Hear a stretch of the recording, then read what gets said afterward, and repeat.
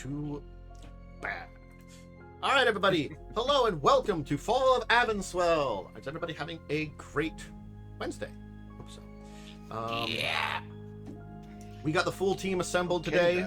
We're ready to dive into some fun, some intrigue, some crazy shit going on.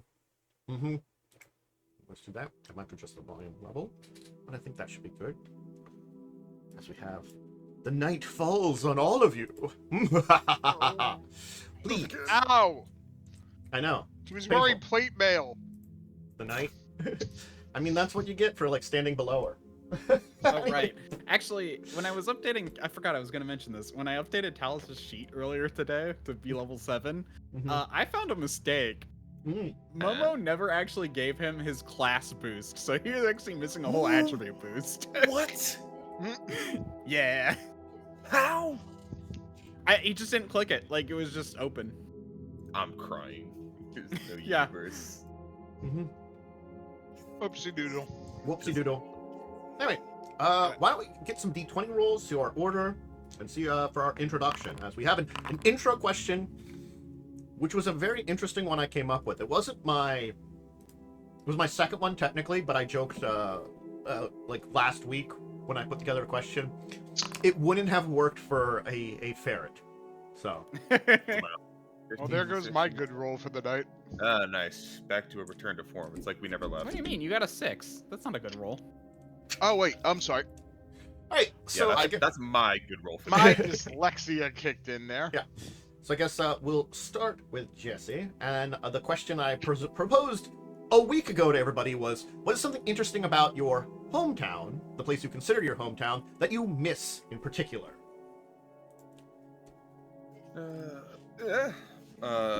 Jessie playing Calder Wrynn, cringe human gunslinger. Cringes. His town overall wasn't super interesting, but it did have a nice little dive bar that he and his friends liked to slum around as kids. Just playing like card and dice games while the adults would drink. That Honestly, bar has long since been destroyed, but it was nice. He misses it sometimes. It does sound something very small town, that like, you know, the local tavern is just a dive bar. Yeah.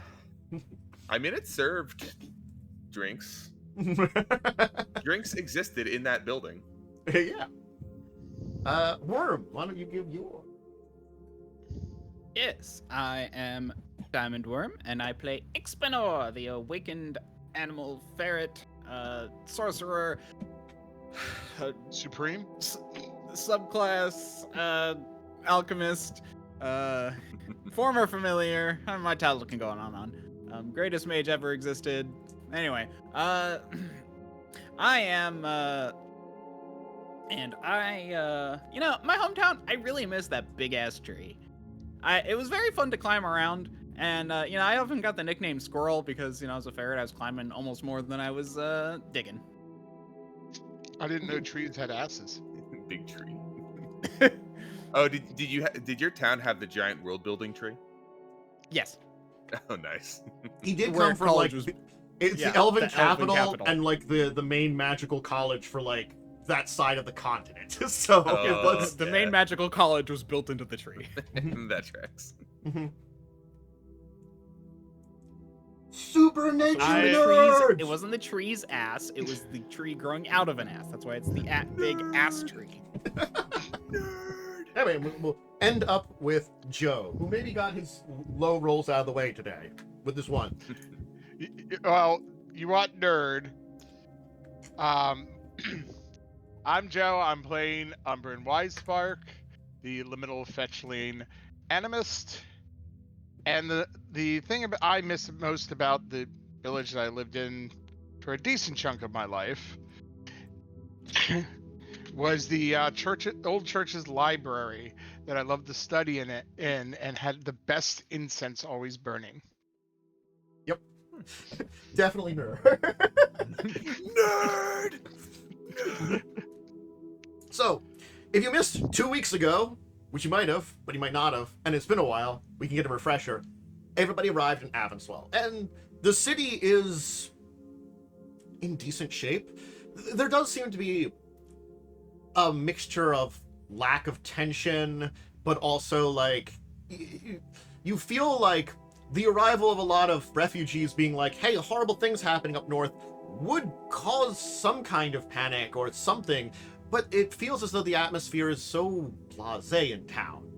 Regardless, though, you met with some important people to try to help out the refugees, found a man who, honestly speaking, was looking for any excuse probably not to help out the refugees, General Thurncut, and basically got a babysitter under one of his knight captains, Captain Marcus Meaner.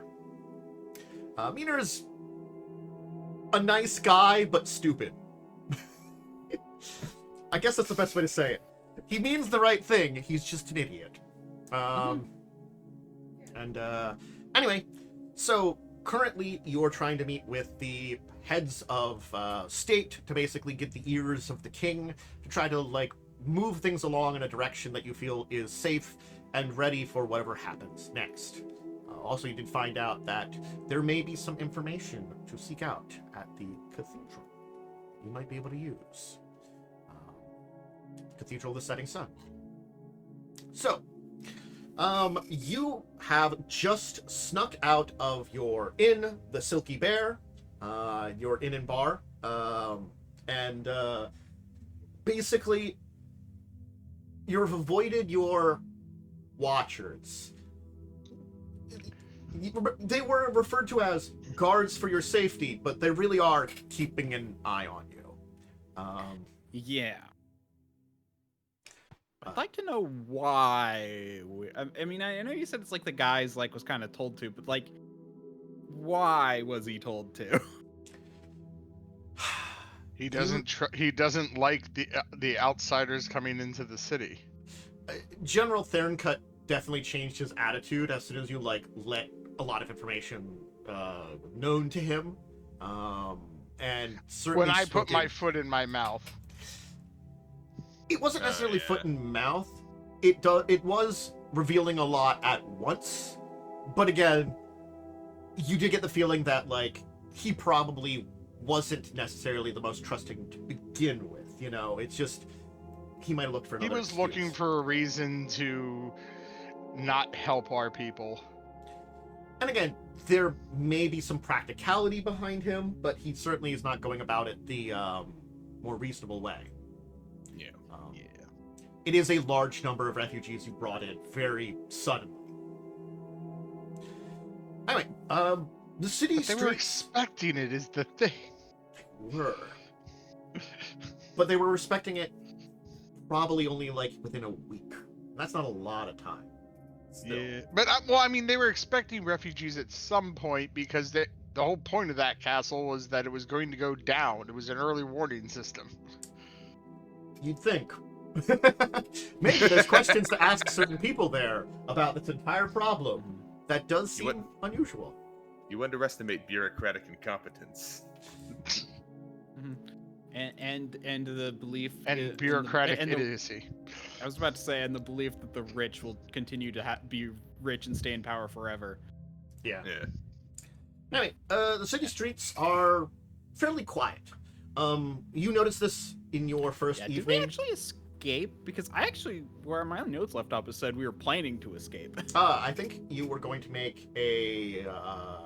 You were going to do something to escape. I mean, I think it was just Jonas said he could get us out. Yeah. But you didn't follow through with that. So if he just did that, we could. Mhm. So. Effectively, what Jonas does is you'll see him talk to one of the scullery maids, someone who's probably cleaning up right at the end of the night before they go home, and he'll actually get you an escort into the servants area, and through that you manage to slip out the back. It's very obvious that maybe he's been fostering a relationship with this nice lady. Uh-huh. He's like, so you'll find yourself in kind of like a back alley area. Certainly speaking, as I said, the streets of the city are quiet at night. there's still some noises here and there, people going around, some lanterns lit, but in comparison to, I guess, the Birchlings would have been a lot quieter with the entire, like, you know, enemy presence kind of thing, but there was also a lot of people out in the streets at the end of there, so it's like a mixed bag of, like, you know, for a city this size, and what's been going on during the day, it's quiet, I'll say. Like, it does seem a little strange, but not completely unusual. Could be just the culture here in the big city. Hard to say for sure. But the semi-quiet streets, semi-abandoned, kind of lay before you. Jonas will kind of turn towards all of you after leading you from a little ways away from the inn, and be like, well, so, that was the easy part. Who's got good clothes? I do. I can easily make it look like I do. Talas also will just raise his hand, I guess. Because I noticed he has fine clothes in his inventory. Same coat for 6 years. I'd rather not rely on magic, just in case we might need it. So we should probably find something for the two of you. I can try. So. Well, mine is an innate thing that I can do for an hour. We might be longer than an hour. Rather not, whatever you're doing, pop out once, you know, while we're there. These parties can last for deep into the night sometimes, depending on the one. And the one we're going to... So, turns out, we're a little lucky. We're a little unlucky, too. The way that we're lucky is, one of the biggest parties in town is going to be going on. It's probably starting about now. Early guests are arriving, now that the sun is down. The Grand Masquerade. Usually this is held once a month, and it rotates through the various dukes. Currently, Duke Mothul Grinston of Laveplume is running the masquerade. That's the good news. We can go in some form of disguise. Bad news is, a lot of people will be there. We'll have to figure out a way to hide, honestly, looking to you, Ixbanor, you a little bit too. I'm sure certain folks that we know of may be there.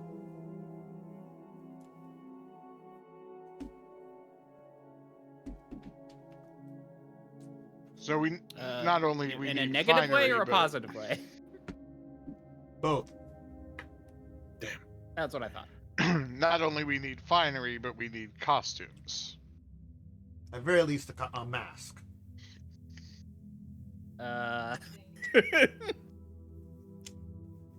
Does the welding mask work?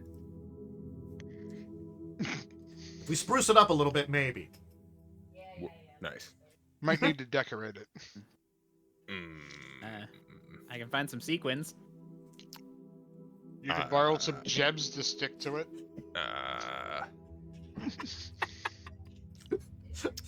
I'll look for something else. I've got a friend who runs a finery place in town. We can see what they've got. I can't guarantee anything that's available or useful. I can't guarantee we can get anything for cheap at this last minute. But we might be able to find something for each of you.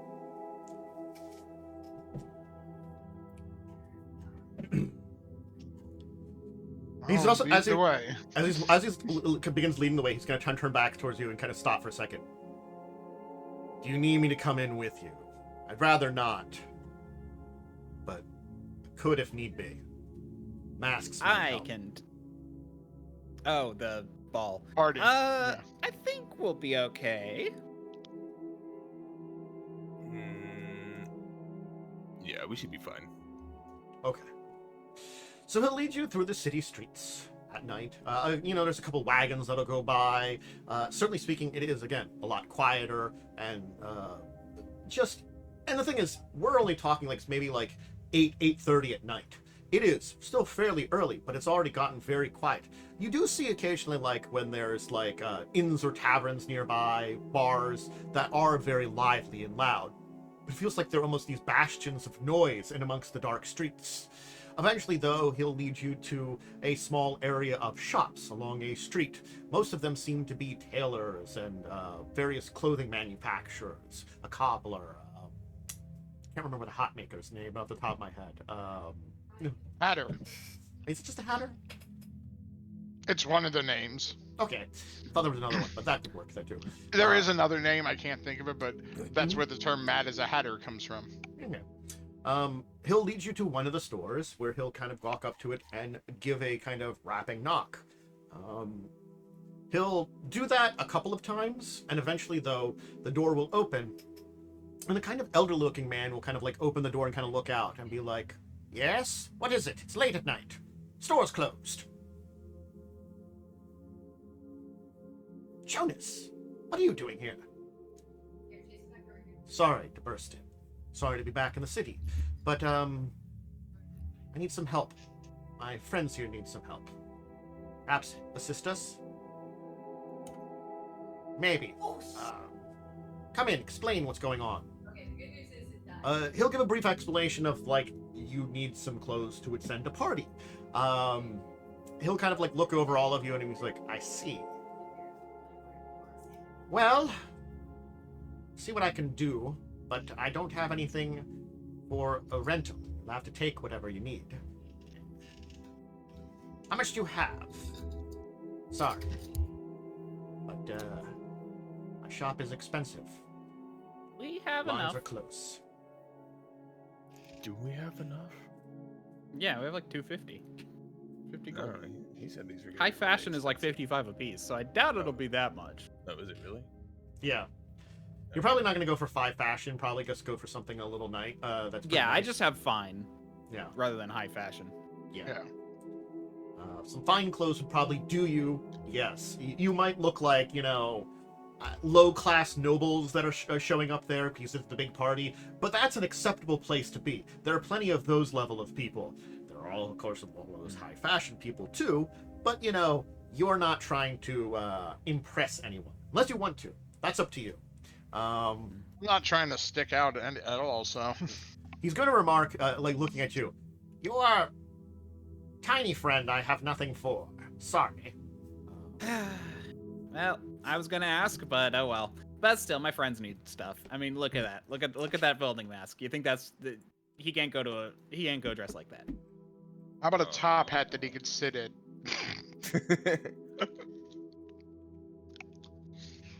Do you have masks? "We do have a number prepared. There was some left over from those that had ordered some from the party. They might not be the most agreeable to you, but you can maybe make it work." He'll kind of show off, and these are masquerade masks. One looks to be some kind of bird mask with elaborate feathers coming off the side. Another seems to be of a fearsome-looking bear with its kind of mouth open, with some inexpensive jewels, kind of like making for where the eyes and around where the eyes would be, and like little tufts of fur around the side of the mask. And the other one seems to be of a what looks to be a white skull almost mask with like ivory inlines in it, under some obsidian colored base. They call the skull. Yeah, I was gonna say that's really screaming you, Umbrin. I'll be honest. I think the bear should go to Talas. Oh yeah. Yeah, that actually makes sense. Calder, you got a bird mask. This mask doesn't happen to cover the whole face, does it? It's just like that top part masquerade It's mask. it's the top, but it goes down to right above the lips, so the mouth is open, and chin. So it's that half mask on the top. I can make this work, I think. Mhm. Might need an alteration or two. Yeah. He can try to accessorize the stuff to match you if you're buying some goods from you, or he can keep something simple, and then it might be a little weird and stand out a little bit, but not 100%. So basically, I can say you could probably spend 10 gold, I'll say, and get some very fine outfit. Or you could spend 15 and he can tailor it a little bit to the mask. He'll include the mask in the price of this. Ooh. Does he have anything in bone white? Roll a d6 and say, or no, d4 and call it odds or evens. I'll white say suit. evens. Let's see here. Let's see. He does indeed. Yay! I rolled it. You didn't. I see you were trying to roll yeah. it there. But yeah. So yes, he does have something, basically like a very white with kind of black accents, and like That would be perfect. yeah, it's got kind of like these ebony cufflinks, and like an undershirt that's kind of like jet black, and a one of those like ruffled kind of like tie things also that's black that kind of goes over it. Nice. I already have the pale complexion and pale hair, so this just screams me right now. Mm-hmm. I mean, if nothing else is keeping the palette consistent. I'm willing to throw a little extra on top if you could just extend that mask down a bit. It doesn't have to be anything special. Just whole face coverage would be nice. For the bird there. He can work with it. It'll take a little bit, but he can put together something that'll be basically he can get a inner mask, so you kind of almost have a double mask on. Okay. Mm-hmm. So the mouth part is a lot less decorated, but it still kind of covers over the face. Very good. Okay. So how much do people want to spend on their outfit? I will say, Umbrin, yours will be the I think I said 15, 20. So yours would be the 20. Right? Yep. Is that what I said? I'm forgetting what It I was 10 normal, 15 alternate. Then 15. Sorry. I mean, this is my Yeah. brain like breaking all of a sudden. For That's fair. I mean, I can pay the extra 5 out of the gold I actually have. Mhm. If we can use the 10 of it for, since Yeah, I got Talas, it I guess. special. Yeah, Talas will just get the mask because he already has fine clothing. Okay. And He'll he doesn't charge necessarily need to you. alter it. He'll charge then four gold for the mask. It's a very fine mask still.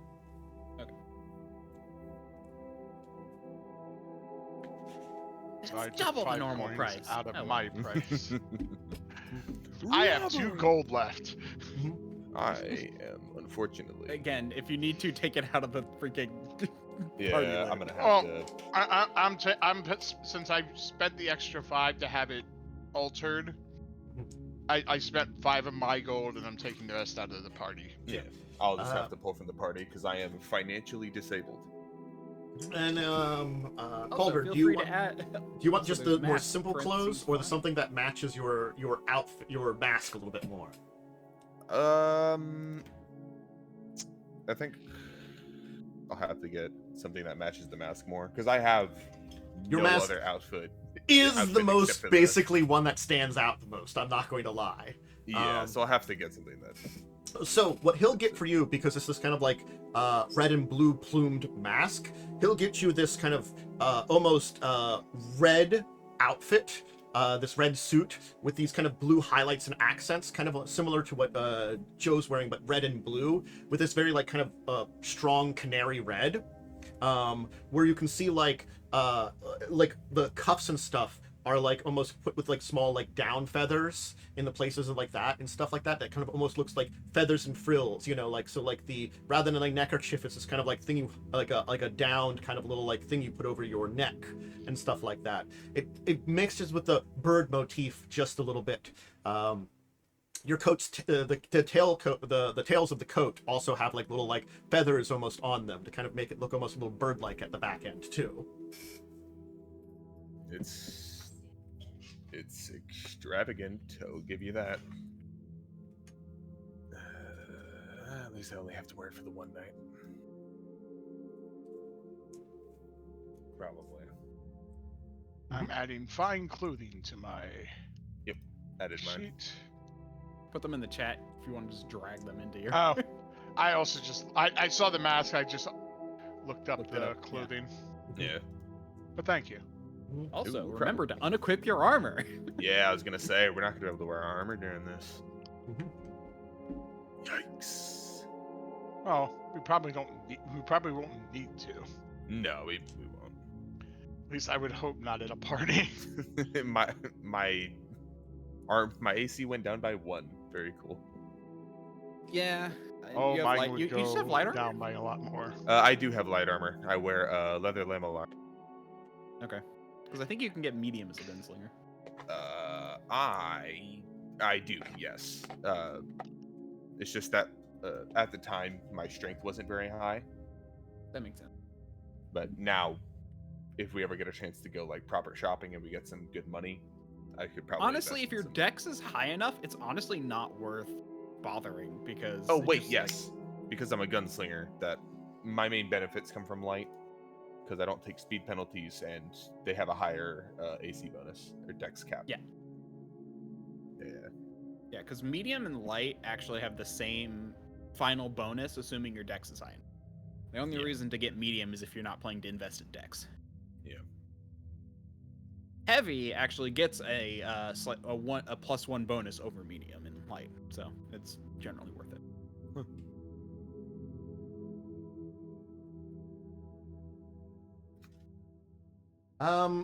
You now have your outfits complete. Mhm. Jonas will go over to his friend, kind of, give him a hug and be like, "Thank you, my friend. Thank you for your assistance. No, thank you for everything that happened in your days.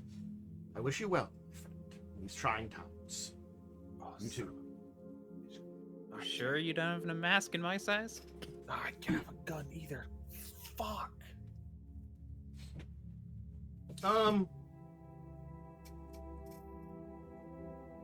I'll say if you wanted to, he could probably, while you're setting up and getting yourselves all like dressed up, put together something. It's not a lot, but it's basically like a small like face covering for yourself. For Like you, a normal masquerade mask. yeah, it's just Funny like enough, eyes over the mask. what's really funny is as a sable mask ferret, it literally changes nothing. Oh yeah. I'm the kind that has the mask. Jesus.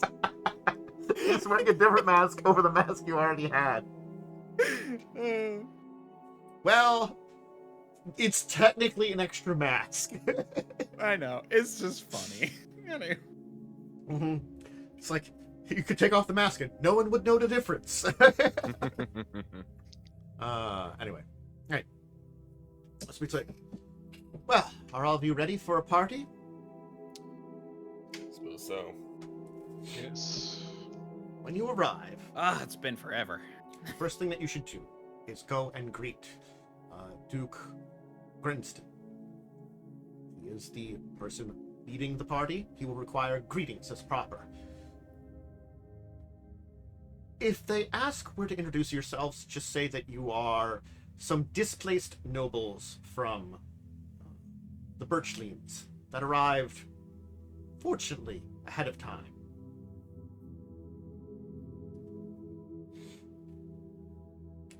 As for names, up to you on what you want to give.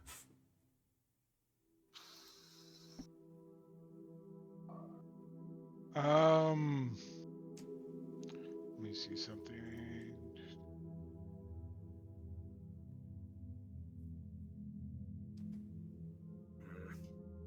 Treats. Not treats. Let me look at my... Oh, I actually have genealogy. Ooh. Can I roll that to try to figure out a good name? Sure.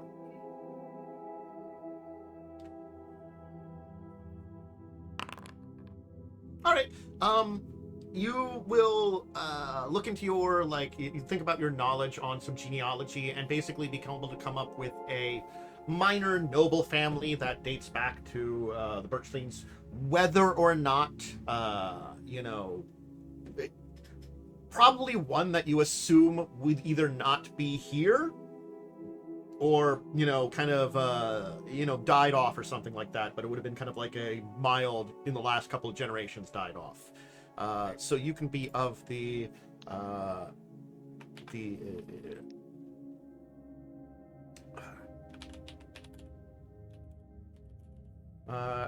here, I'll put this the treasure hern. Oh, sorry, to do it that way. I was about to say, you could just do a thing where I pretend to be your familiar Umbrin. That might Yeah, work and best. I'm not really trained in deception, though. I don't think any of us are. I am. Yeah, but you're not allowed to talk. That's true. Familiar. He's a smart familiar. Really, he talks for me. I'm just gonna go with bearing. I don't know. I guess you could just sit on my shoulder. That's kind of was the idea. Yeah. I I mean, do have my one staff kind of out. Mm-hmm. Yeah. Okay. So, what equipment are you going in other than the outfits? I'll ask that question. That is a good point. So Only thing I'm bringing with me is my staff of healing, and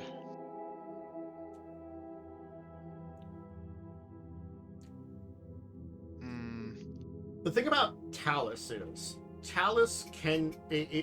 his outfit is probably that of what his position was, a seneschal. So his might be able to get away with a sword at the side, kind of thing. Yeah. Yeah, good point. I can't get. Yeah, So is this one of those things gun where? behind. Okay, actually, here's a question: is this one of those group, or is this a society where duels between nobles is a common thing? Because if that's the case, then a sword at the side is actually common. They don't strike. They strike me as more of like the highfalutin, fancy pants kinds. Highfalutin fancy pants, but So the ones who are, but it doesn't Like mean real that there pearl aren't people collectors. of like more military positions in the noble hierarchy. It's just that they do stand out. Like, that's the only thing is, like, Talas would stand out as a military person, but basically, again, being a seneschal is like in a pretty big position too, and to he actually is the seneschal to the Eversang family. yeah. He doesn't have to lie at all. Yeah, he could just be like, Yeah. I was sent here Wait, to yeah. look after young Evensang. We wish well of the Duke and Duchess, but if not, Yeah. I am to look after and ensure the rise in that, and I'm basically representing him while he's at school here, which he kind of is. There's a little bit of like a lie there because he again. Because we haven't found him yet. Yeah, but he has been given this position, technically, by the Duchess before he left. So it's like, but yeah. So, like, the only one that I think could reasonably have an arm at their side would be Talas. The rest of you, you all know what you want to carry. Yeah. Would me wearing my cloak be okay? My cloak of illusions. I'm assuming since it's magical, it at least probably looks decent.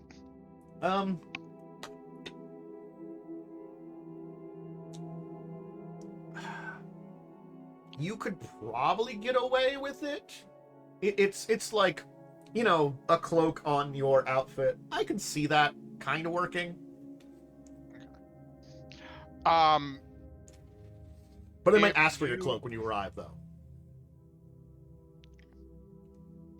Yeah, true. Calder, if you want, you could carry my staff of earth for right now. At least it'd be. Well, it could still be used as a staff weapon if need be. That's a good point. Actually, I'm just saying, so How then you're not completely unarmed. right. Well, hold on. Let me see something. A big How stick might form-fitting stand are out, though. these? Well, how form-fitting are these clothes? Because I would like to store some of my vials on my person. Probably not perfectly form-fitting because, like, it's not super tailored for your size, so it might be like, I'm gonna roll. Let's see if it's a little large or a little small. I'm gonna roll odds and evens. What do you call for large? We'll say, which would be helpful. For large, Odds or I'm evens? gonna say evens. It is a little small, so it's a little tight on you. Doesn't mean you couldn't squeeze anything in there, but it might be noticeable. We'll say. What's your thievery 'cause skill? You want to pretend to be a female.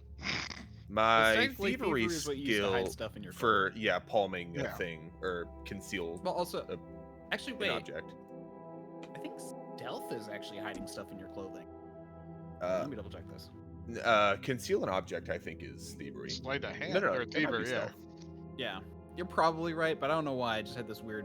Yeah, because my versatile vials are negligible Yeah, it's bulk; thievery. they're really tiny, and my frost vial and my inflammation flasks are light.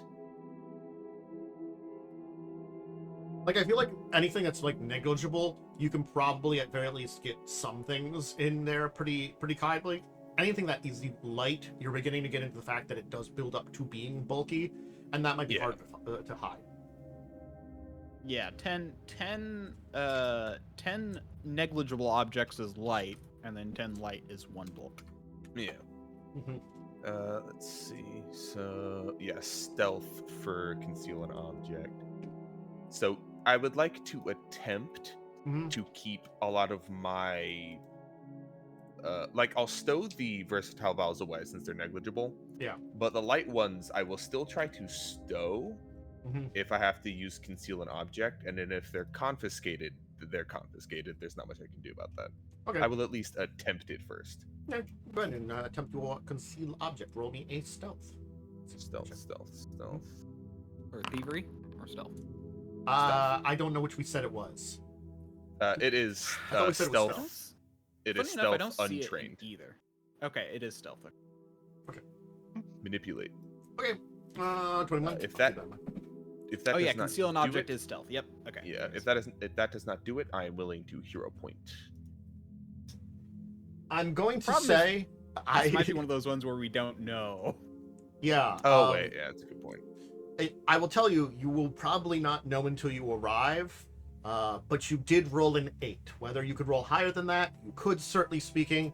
That's the only thing I'm going to say about it. 21 might be Nice. enough, but it might not be either. Yeah, I don't know. Yeah, we don't know what kind of security they're gonna have. Yes. I think. Yeah, I think just for safety, just for safety's sake. A 31 is a lot better there. Oh, so- is there a button now that says like Yeah, re-roll you with can hero right-click in the chat and click reroll using hero point. point? Oh. That's almost always been a thing. It just depends on your modules. Sometimes it could break or be hidden. Oh. I know mine was broken now that I updated to the newest version of Foundry, and it was annoying me. I can't update to the newest version because I'm working on my own game, and the tool that we are working with isn't updated to the newest version. So That's fair. Yeah. I I assume feel like that one's gonna take a while just because of the way how complex it is. oh yeah, Talas will have his Kopesh at his side. Yep. Correct. I actually switched his equipment to make his Kopesh equipped. Mhm. And here's the thing, Ixbanor, I don't think I can carry anything without looking suspicious. Yeah. Yeah. Like even wearing clothing to like, yeah, I look dressed up as like a little pet, but like anything out of place on me is gonna be suspicious. oh True. that could be the easiest. Like if you're wearing like a piece of clothing or something. What? I wanted him to match. Yeah. Yeah. Well, yeah, it's not the clothing that's the Like- issue. It's just literally anything else in terms of like equipment. Yep. Because like if I Because Yeah. basically to use my vials, I need the advanced alchemy toolkit, which is a bulk, which you can't hide. Yeah. Because it has to be at least light bulk. It has Oh, to be no, light bulk. Well, is yours small? Tiny. So it's tiny, but for me, it's one bulk. Even Could for my I size. So could I hide it on myself for you? so in theory, everything's going to be in the bag of holding, which you will be carrying, honestly. Okay, Eh, that tracks. Oh, I will still have my rings on me, by the way. Okay. And I my also crafter's think eye it's- piece. I think it's funny. My staff of healing. I looked at the description at it. This white wood staff is capped on each end with a golden cross adorned with ruby CABOCHONS. How was that spelled? Capped golden cross with ruby cabacons. Yeah, I don't know what a cabacon is. And the other name for a hat maker is milliner. A cabacon is a gemstone that's been shaped and polished, exposed to faceted. Ah, okay. But yeah, that was the name that we were trying to figure out. Was the milliner. milliner? Yeah, Yeah. no, I thought of saying that, but when I remembered it, I did. It was too late. I put it in chat Oh. a little bit ago. I'm going to say, those staffs do stand out still. They are very tall. They're big staffs. And Jonas will probably warn you as such. He's like, I don't know if you should carry the staffs around. Either of them is quite noticeable as a unusual thing. I don't think many, if any, nobles would walk around with a staff. Perhaps a cane or walking stick. Or perhaps cane, maybe. Something small, handheld. But that goes a lot taller, and you are in town. I mean, if you want, you can have my staff of fire. That's probably easy to conceal for you. It's fine. I was just having it. It's just, and it was a staff of healing. It's not like a threatening one. No, it's not, but it is still unusual. Yeah. I just thought it also kind of went with the outfit. I mean, as like if it was more of like a cane form factor, I could see that. But Yeah. I think it is like a giant stave, or not giant, but you know. Yeah, no, it can be used as a staff weapon, so Yeah. It is like bit your more height, basically. conspicuous. Yeah. Yeah. That's fine. I'll just put it in the bag.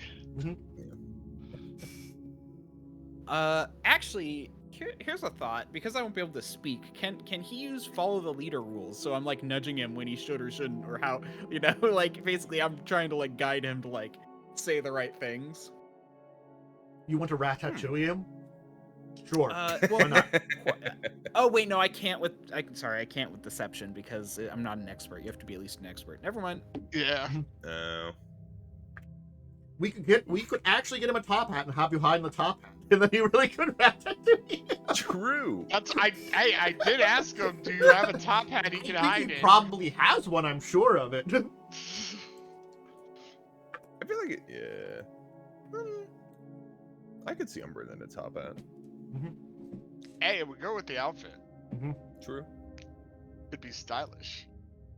You're basically Baron Samedi. Hey, I was gonna ask if anyone had a disguise kit and add some like skull stuff, like bone stuff to my fingers and things. I do have a disguise kit. That might look cool. You're really going for a look here. It's not a bad look.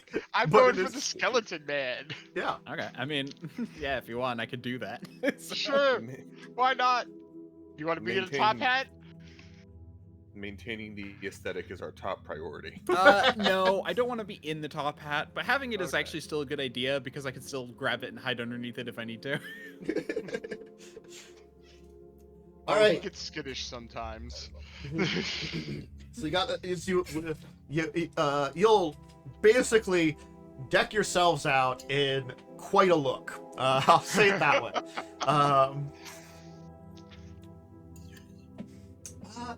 I just like the idea of like Talas being like kind of and I'm going- normal, and then I'm Umbrin gonna being. do one other thing. I am going to have my hero deck, like tucked in my belt, and it is made of. It is a fine hero deck made of bone. To finish the aesthetic. I assume we can get you like a little like really case or something to hook to the belt. It rather has a than- case. Yeah, then you can hook that to your belt. Yeah, I have a harrowing carrying case and a fine bone harrow deck. You will be offered for 2 gold a nice looking cane to go with it too. Nice dark wood I'll cane. take it off my sheet. I'll have no gold left. But Can it be a cane with a concealed area? that would probably be more. That'd probably be more, yeah. I think it's just a fine cane with, we'll say like a like it Skull looks like on top. like a dragon skull on top. Nice. Mhm. I love definitely how have a restrained you're look. You do. Anyway, Yeah, all sword right. canes are 5, meaning with his doubling price, it'd probably be like 10. He only charged you 2. He was nice. Wanted to complete the outfit. Well, for a hidden sword king. Yeah, Yeah. that's more expensive. Yeah. All right. Are you ready to go to a party now? Everybody's decked out. Your equipment has been stowed properly. You've all got a heck of a look. Umbrin, are you wearing the cape? I will ask that because again, they might ask for it, but I want to know ahead of time. I'll have it on if they ask for it. I'll check it at the door then. Okay. All right. It does not take long. Head to the city streets once again. Perhaps another 5-10 minutes of walking in your now very fine outfits. This area of town you are in, though, was a pretty decent area of town. And soon you will approach a grand building. A building that you can hear music coming out of. And you can see people assembling. The party begins. You approach the grand steps with a fine velvet carpet upon it. You see servants kind of bowing to your approach as the 3/4 of you with your familiar at your side approach the doors. Soldiers in fine outfits that seem to be more dressed than practical kind of give a nod as you pass by into the main hall area, the walkway, where you can see that there are those that are checking the coats, perhaps those of you that are checking in with weapons. A man approaches you. Good evening to you all. Perhaps I may take your cape for you, or your weapons if you need. I understand you military types require them sometimes for your outfit, but it would not be needed here for this fine day. I have no weapons, but my cape I prefer to wear. Please, sir, though, it would be quite rude to the other guests. I must insist. Just If go you lightly insist. elbow Umbrin. Just go for the Well, cape. I said if he insists, Mhm. and I'll take it. Most I'll hand it over. excellent, good sir. Good sir, good sir. I will ensure to be returned to you in pristine condition. As for your good friend here, perhaps you could share with you and hand over your blade, good sir. To who? Talas. Talas. He's fuck. Seneschal. The Seneschal, yes. Oh, He's forgiveness. part of the ensemble. Of course. Here to... I see. Your guardian for this night, fine gentlemen, I understand. Oh, have a wonderful evening, the two of you. I'm sure you will enjoy the party with each other. I know I would, with such wondrous individual at your side, looking towards you, Calder, kind of like giving like a wink towards Umbrin. A fine gentleman like that at your side. I'll tip my hat to him. Yes, of course. Just go with it. You'll be able to head into the Grand Ballroom. You can see that there is a kind of dance floor where the song is going out and there are people in the midst of dance, but there are then many groups of individuals kind of talking and doing business, meeting and chatting. You can see that there is a small area off to the side where a kind of pale-looking man is like standing up kind of on a small area, like reciting poetry to the one side. You can see that in the middle of this area is this fine display of food with this kind of fountain that constantly is pouring out what looks to be some kind of wine, which trickles down and allows someone to basically move a glass in and collect the wine as it constantly seems to rotate almost magically with these food displays all around it, still not getting splashed by the wine at all. Perfectly these plates and hors d'oeuvres of strange creatures and concoctions that all look quite exquisite and perhaps very expensive.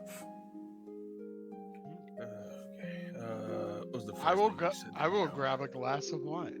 Well, hold Yes. on, Umbrin. He said we gotta go see, fucking what was his name? Princeton or something like that? The Duke, was it? Yeah, the elf. But Yeah, we it gotta doesn't No, hurt you had to meet the hire. person that's running the place first, he said. Oh yeah. Yeah, we gotta wait. go say hi or I'll put his name something. here in chest. Malth Grenston, Duke of Lavkin. Oh, right. So, do we know what he looks like or no? You were given a brief description, I'd assume from Jonas, so you could at least find him. You know he's a slightly heavy-set man, older, probably in his late 50s, early 60s, wears some very fine clothes, kind of balding, a kind of like almost comically villainous mustache kind of thing, that kind of twirly mustache. And always accompanied by his wife, who is like 20 years his younger and very exquisite, who basically is there for the money, probably, honestly, for the social kind of things. She kind of is always there, but also not there. If you understand what I'm saying, you know, it's the... Yeah, you gotta get the implication. Anyway, Gold digger. Pretty much. a very beautiful listen, get that woman back. with kind of this almost silver white hair, who wears some of the finest dresses, and always is accompanied by a number of noble ladies and handmaidens, and they always chat to the side while the Duke greets as many guests. But you can easily find where the Duke is. He's greeting many of guests. You know, he kind of greets a man in front of you, and then it's your group's turn. Welcome to the Grand Masquerade. Please come forward. Who are you? Introduce yourselves to me. I have not met you before. You do not seem familiar to me. From whence have you came?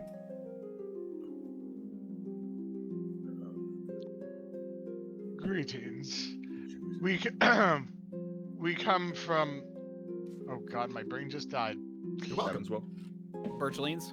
Birchlings. We come from the Birchlings. Ooh, I've heard tell of some terrible things there. Did you run off with those people that are outside the city? We managed to leave in time. Yes. Oh, I see.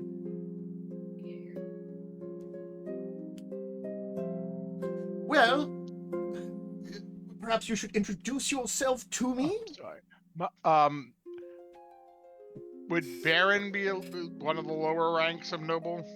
Because I was looking it up online real quick. So and I'm Esquire. Remember, it was Esquire, or no, not Esquire. Esquire's not noble. Earl. No, but it was Earl. Well, that's the thing. Earl was like the one who's like the son of a noble. Okay. Yeah. Earl in is like Tantus' a rank society. down from We Marquis. basically gave 3 ranks. Okay. We gave Okay. Can- I Duke- couldn't remember. Sorry. Duke, Baron, Tantus explained this Earl. Yeah. Tantus Okay. explained this last time. He's got like 3. Okay, I couldn't remember. Sorry. I kept it a little simple. Is it the same as our world? Probably not. It's close enough. Yeah. Baron Thresherin. Ah, well, Baron Thresherin, welcome. Who are your accompaniments? and your strange pet on your shoulder. I see that you've kept it dressed with the masquerade, and it seems so well behaved. He is my familiar. Ooh, a masters of the magicians. Though myself did not practice any, I know my wonderful wife knows a few spells or two. You'll see that she's like kind of off to the side with her ladies as she'll kind of look towards you, kind of put the fan up over her face so that like only the mask part, even her mouth is hidden, but the mask is like the part that you can kind of see.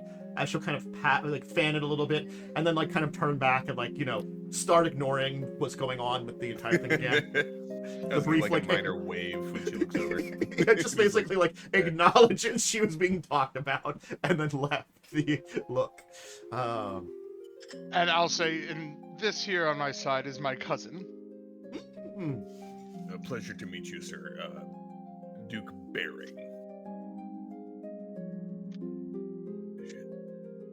And I assume Talas will introduce himself. Yeah. Yeah. I figured Talas can introduce himself. Yeah, the Since only he one who actually is doesn't the have only to one who lie. actually is who he says he is.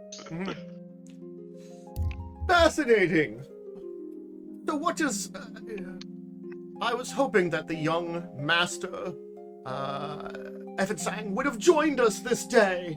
I'd assumed he would have wanted to take it off to grieve the dangers of his family with us all.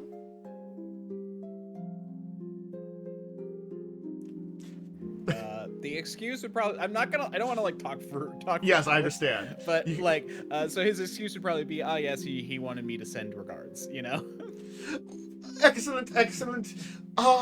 Then send my regards at the loss of the great Evansang family. I understand. They wished to look after their people, and I understand. I do look after the people of Lavlun from afar.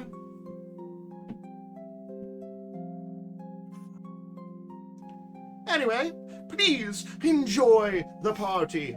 Feel free to mourn the loss of your grand town, and perhaps in amongst you may find someone that could find a small space for you within the town. I'm sure people of your stature will be able to easily find someone who should be willing to help you. Although I don't have anything free at the moment, I am too busy looking after my city and ensuring that I hear there's some new refugees that could be used. Perhaps I could use them, find them some gainful employment.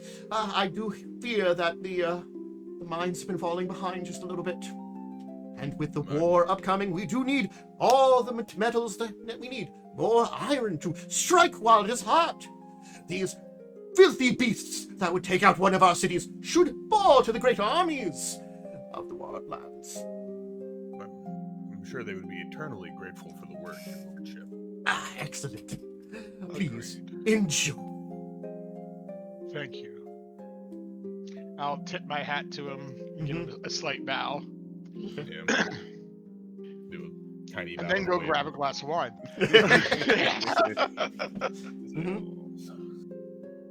So basically what you Right, can kind of right. do is this magical fountain, if you like approach a glass to it, it'll actually like pour, it'll like kind of all of a sudden like one of the like fountain sides from the thing will kind of pour out into your glass, filling it just this perfect amount before it stops, you know.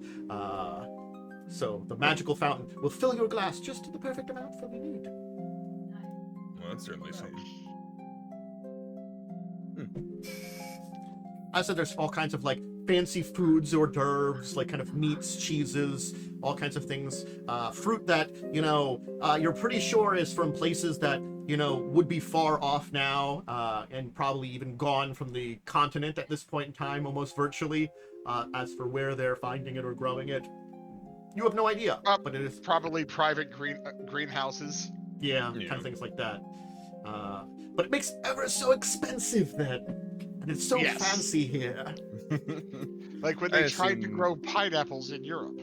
I assume they have suitably tiny plates and cutlery for the charcuterie. Oh, indeed. Of course they do. Incredibly Just take a tiny. plate. A tiny plate with like a tiny fork. You know, the most of it theoretically seems more finger food-ish, but you know, there's a couple of things that you'll need an incredibly tiny fork with it. You know. What are we- I'll hand Ixbanor, a small piece of meat. Pissing me off. I will eat it. I'll take some like fucking apple cubes or cheese cubes or something. Just I'll angrily take a eat small them with a plate tiny of- fork. I'll take a small plate of hors d'oeuvres Pissing me off. to go with my wine. And no expense spared. It's almost, looking around this place, you'd almost think this place isn't about to be leveled. Yeah.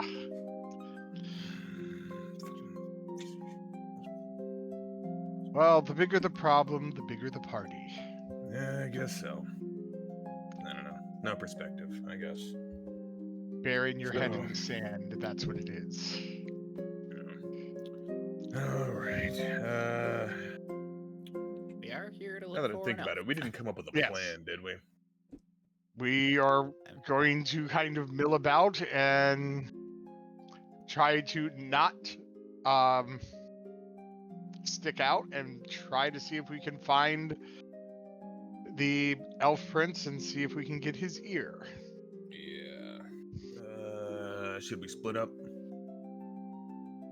Kind of missed a chance to ask the Duke if, the elf, if the prince was here. Hmm. Shit. Didn't think of that. It's a really Didn't good want to point. say anything in front of him, but... No, obviously, but damn. I don't know. I'm not good with social situations. I wasn't sure. I'm not used to these situations either, and I wouldn't know if it'd be No, rude it's- to ask. It depends. I feel like I would know. Yeah. I'm going to say, unless you had a stated business to ask, you basically, if you were going to ask the host where a specific moment is, you would probably have to inform the host of what business you had with them. That makes sense. Wouldn't want anything unscrupulous going on in his own party. Yes. We could split up. We could each take a corner. Barring Ixbanor, he can just stick on your shoulder, and then we can, I don't know, blend in until one of us sees him.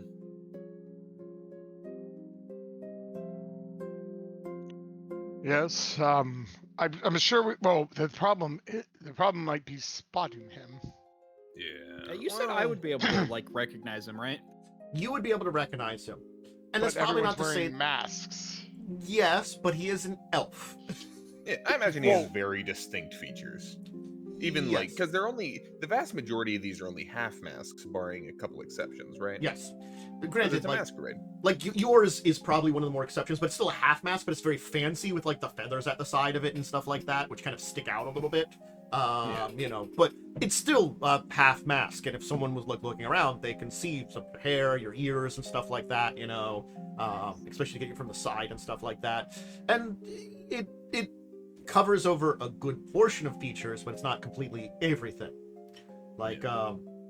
Certainly speaking, the Duke, his mustache was right below the base of his mask, so it kind of stuck out. So he still had that mustache on, but he had a very simple, almost pure ivory mask with very little decoration on it. His wife had this kind of very elaborate gold inlaid mask with what looks like diamonds in it or something like that. That was very expensive. That had kind of a kind of feathery sides that almost matched her feather hand fan.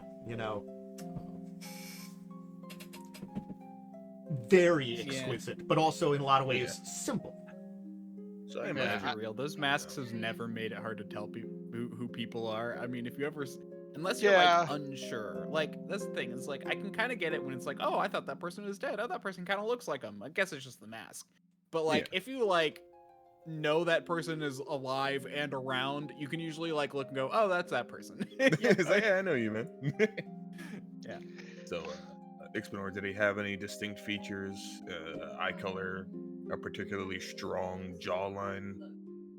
Certain color it's- hair. You know what I'm gonna do? Keep in Figment. mi- I just do a figment. Use Ixbanor, figment. you have not met him. I said that you That's know true. what he looks like. I kind of, okay, I guess that's a good point. What I probably know is what his family looks like. Yes. You knew generally what he looks like and some of his description, but you've never met him directly. Yeah, so I wouldn't know his face particularly, but I would kind of like know him when I see him because I'm like, oh yeah, that's the king and queen's son. Okay. Again, there is that also thing of there aren't that many elves here. Yeah, So keep we're that in already mind. working with a narrow pool. Yeah.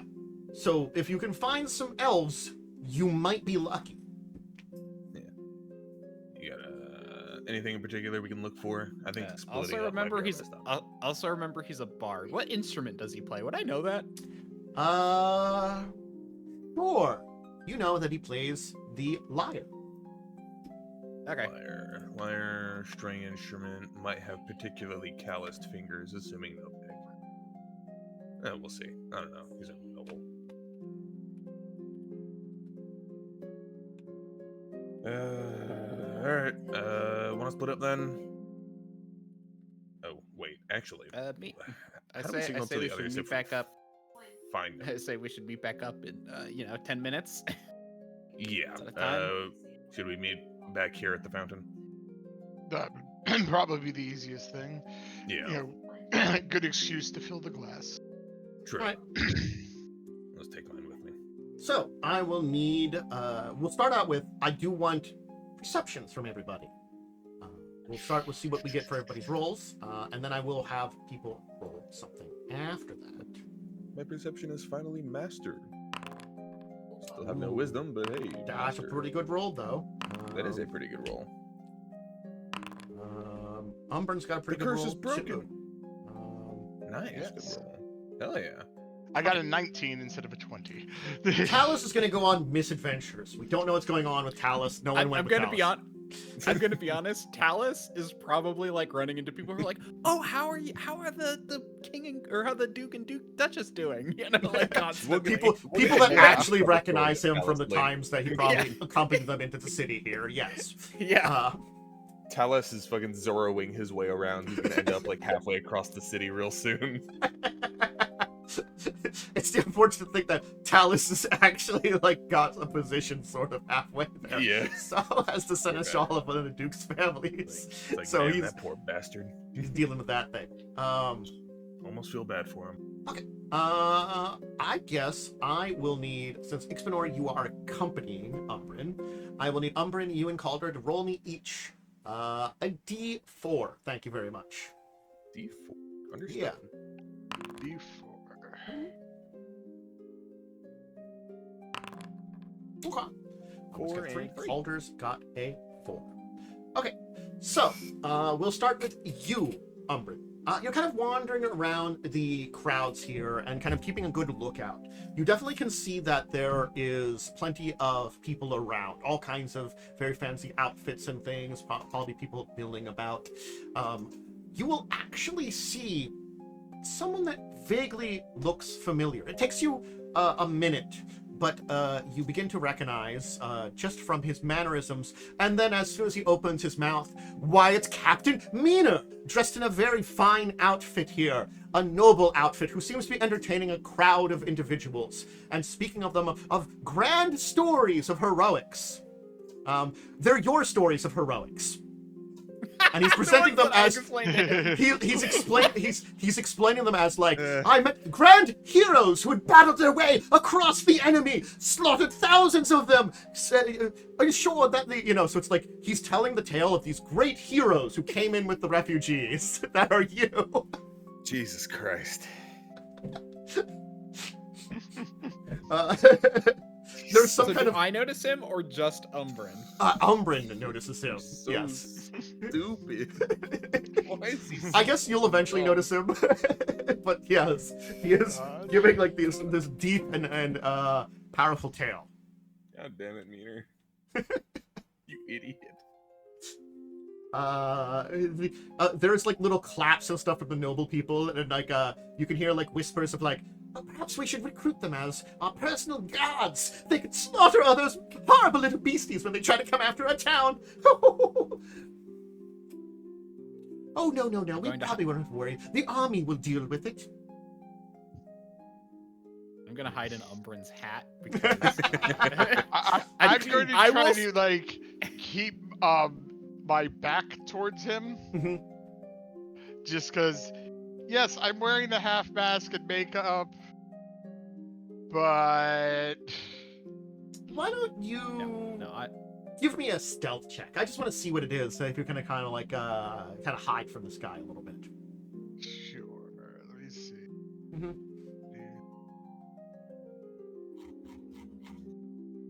Don't fail me now. I failed you now. Stealth, surely. Okay. You die. No, I'm kidding. You know what? Mm-hmm. I'm gonna use the hero point. Okay. It should also technically be a 17 because your Cloak of Illusions is still clicked. Oh yes, gotta make sure I unequip that. Oh yeah. Mhm. Hold on. I forgot to do that. Let me do that real quick. Yeah.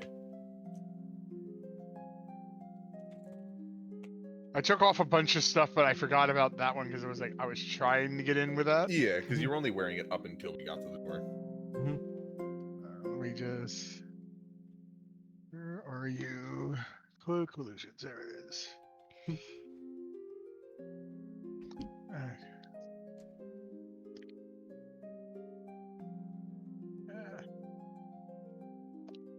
And. All right. Oh crap! So 17 it is. All right. Yikes. Come in. Huh? You'll kind of be like. on, even though I bestowed it. That's weird. Is it still invested? Yeah. If you're still invested, I think you still get the bonus. Anyway, as you're kind of like trying to like mill around the area, kind of look around, see who's around this area, a hand will reach your shoulder and be like, "You there! I require your assistance for this here. Your outfit is very monstrous indeed. Come. So they brought their mighty swords low," and he's got like that tiny fork, and he's using it as a knife, and he's basically using you as like a monster they're basically fighting or something there. I'll just try to go with it.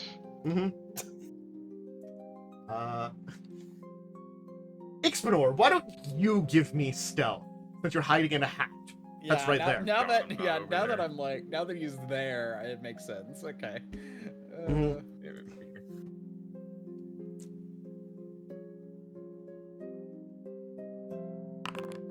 Okay. Anyway, he'll start like using you to put on a show for a little while, like using his little tiny like dinner fork to like like battle with you as if it's a sword, kind of describing things in this mighty tale that he's telling, and then like after like he finishes up and everybody's cheering, he'll kind of like go up to you and kind of like pat you on the shoulders, like that kind of like the dun dun dun dun like on either shoulder. It's like, good man, may I introduce myself? I am Earl Marcus Mina. Yourself.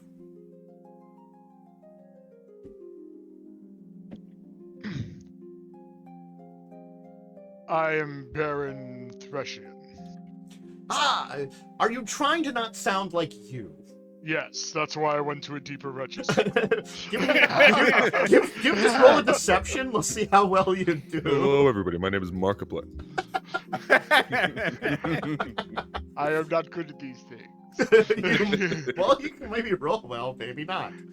Yeah, I get a +0. I'm not trained, so let's go. An 18 Not is bad. pretty good. Yes. I swear I've heard you somewhere before, but I've not heard the name. Well, welcome. We'll have to get some luncheon sometime. I am one of the great knight captains of the city, helping protect it. That's why I was able to meet these great heroes. He's gonna kind of like walk you for like a minute, like out of the center of the crowd, speaking to you with his arm over your shoulder, like on the other side. Like I should introduce you to the great heroes. Perhaps he's basically gonna see if he can arrange a time to go at a luncheon with you.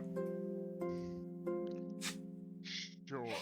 He's never going to show up, but sure. For a second, I thought you were gonna say he's never gonna shut up, which is also accurate. Yeah. Maybe we should put Meaner before the Dreadlord. Have the Dreadlord die of an aneurysm.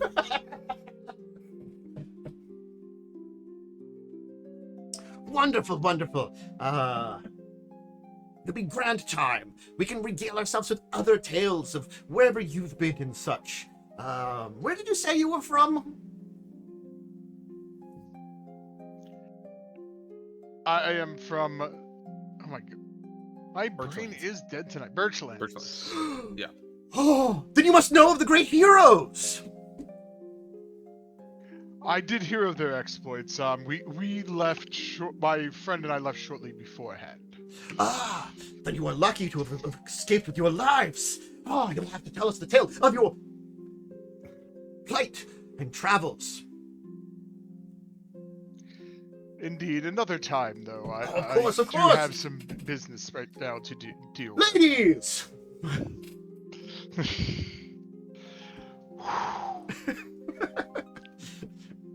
All right. So, in the meantime, we turn to Calder, who's basically wandering around and having a pretty quiet time looking around. And basically, there doesn't seem to be anything standing out too much until you hear something that just seems almost like heavenly.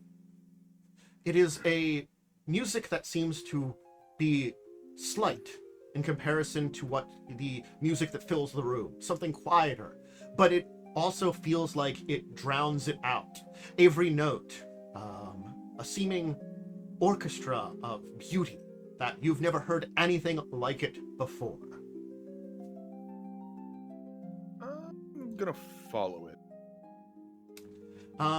A group of people that just seem to be almost infatuated, with their kind of eyes closed, ears listening to the music, will be surrounding what appears to be 4 elven men. One with a lyre, one with a lute, one with a flute, and one with a strange kind of, what looks to be a hand, I basically describe it as like a hand piano kind of thing. Oh, yeah. That are putting on this incredible performance. Oh, I think Ixbanor said he had a lot. Yeah, that sounds about right. There's no one else around, right? It's just these 4, and then other people milling about. Yeah, there's like a group of people that are obviously listening into them. They basically seem to like taking over like a set of seats off to the one side. And again, like, certainly speaking, if you really wanted to, their music is softer than the overall music that's being presented in the entire room, you know, with the ballroom dancing in the center of everything, you know, and stuff. But their music just feels like it overwhelms it very easily as you're hearing it here.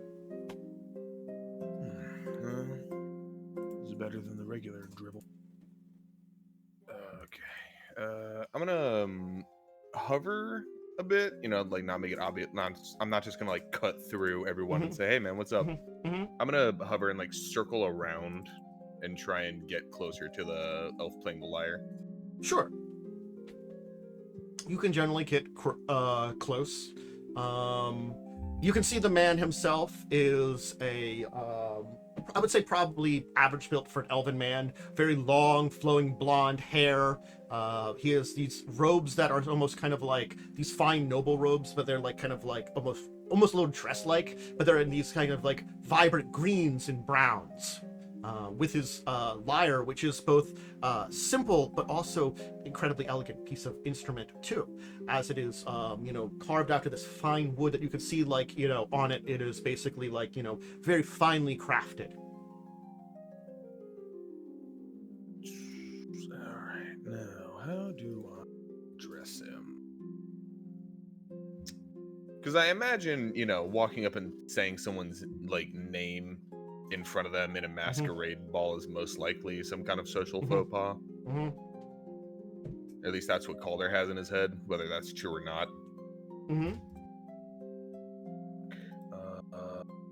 Do they look like they're winding down, like they're getting closer to the end of their little ballad, or no?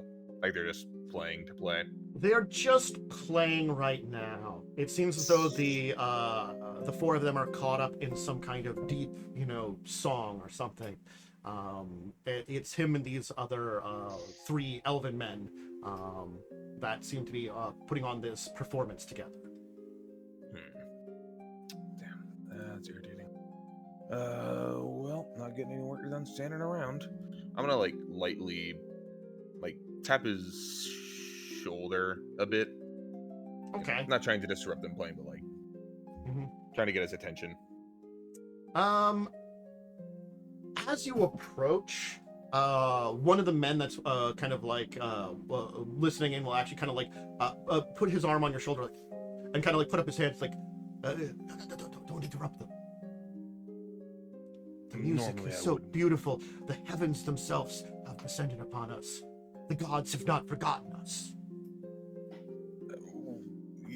Yes, this is a phenomenal piece, but I'm afraid I have business with the man.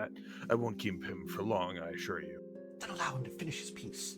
I'm sure it won't take that much longer. Let's be respectful of music. I understand that you probably have important business, mercantileness, or whatever it is, but we are here for a party. We talk business after they're done. I'm afraid this is a tad urgent. Do you have any idea how long they'll have left? Well, I hear tales that usually a piece like this goes on for perhaps 20 or 30 minutes. You gotta be fucking kidding me.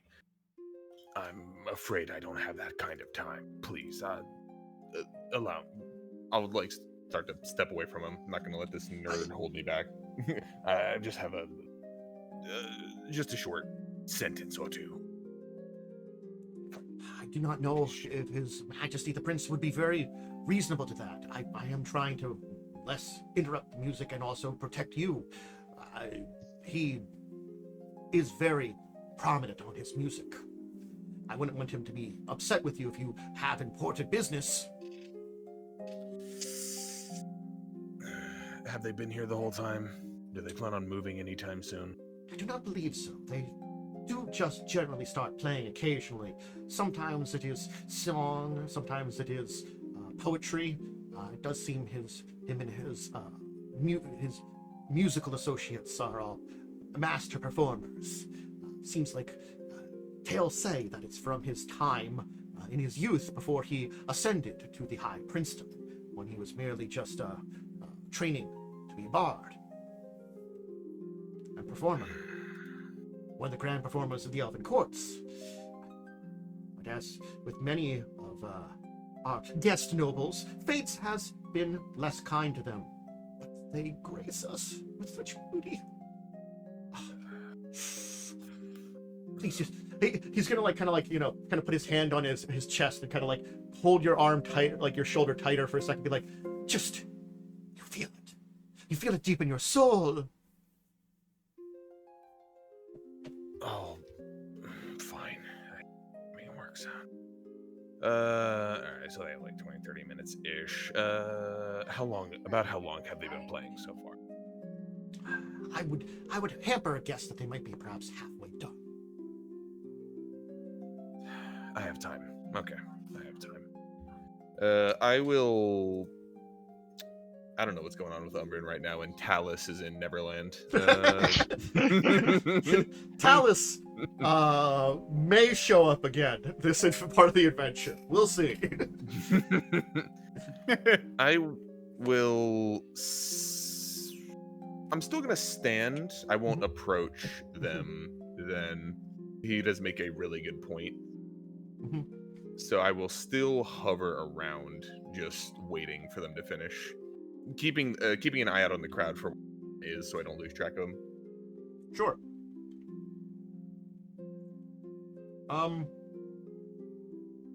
So, Umbrin, you and Ixbanor will manage to finally get back to the main thing. No one else is there.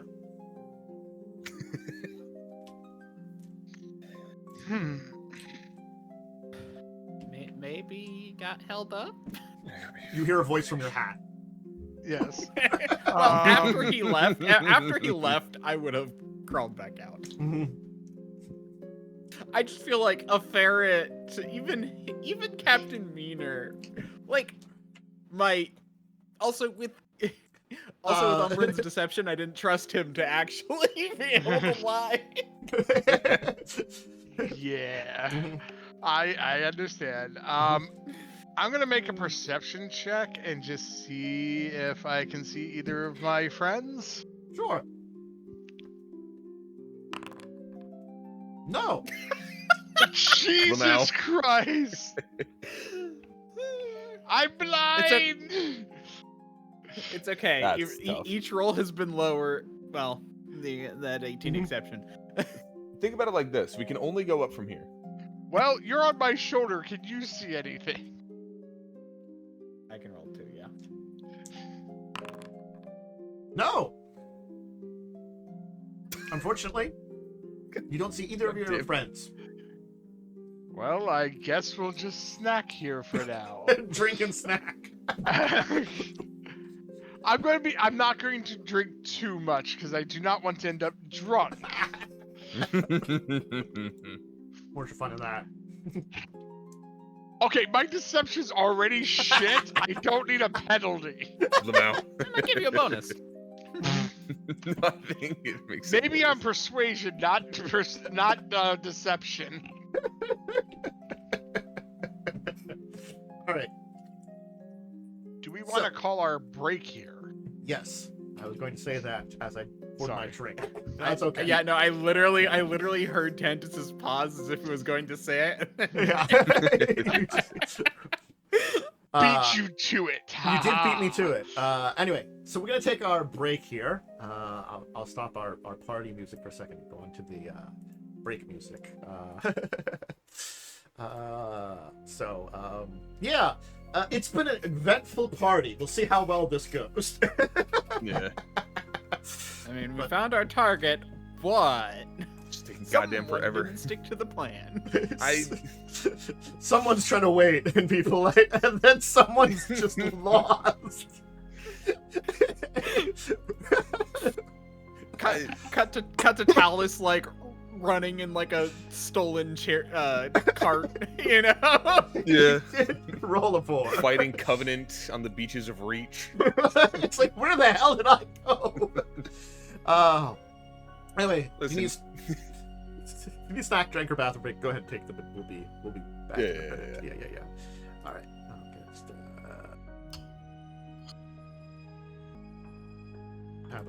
have us go back. Maybe in the future at some point in time. But not right now. The Almanac. I'm going back to the past because you'd go ahead to the future. Hmm. The DeLorean. Hey, and there was a D&D campaign that we had a horse named DeLorean who could travel at 80 hour. We did figure out a way to make it go 88 miles per hour. Well, Yes. one, it was a nightmare. No, it wasn't There a was a nightmare. horse and 8 other horses. I'm sorry, it was a bloodmare from Sword and Sorcery, which is if you don't know about Sword and Sorcery, that's White Wolf doing 3.0, 3.5. Yeah, I know Sword and Sorcery. Yeah, its base speed was 600. What the fuck? Yeah, that's why we were able to get it up. No, it was 200. I'm sorry, it was 200 base Yeah, speed. and we had horseshoes of Zephyr on them. We figured out we could get it to 88 miles per hour, basically.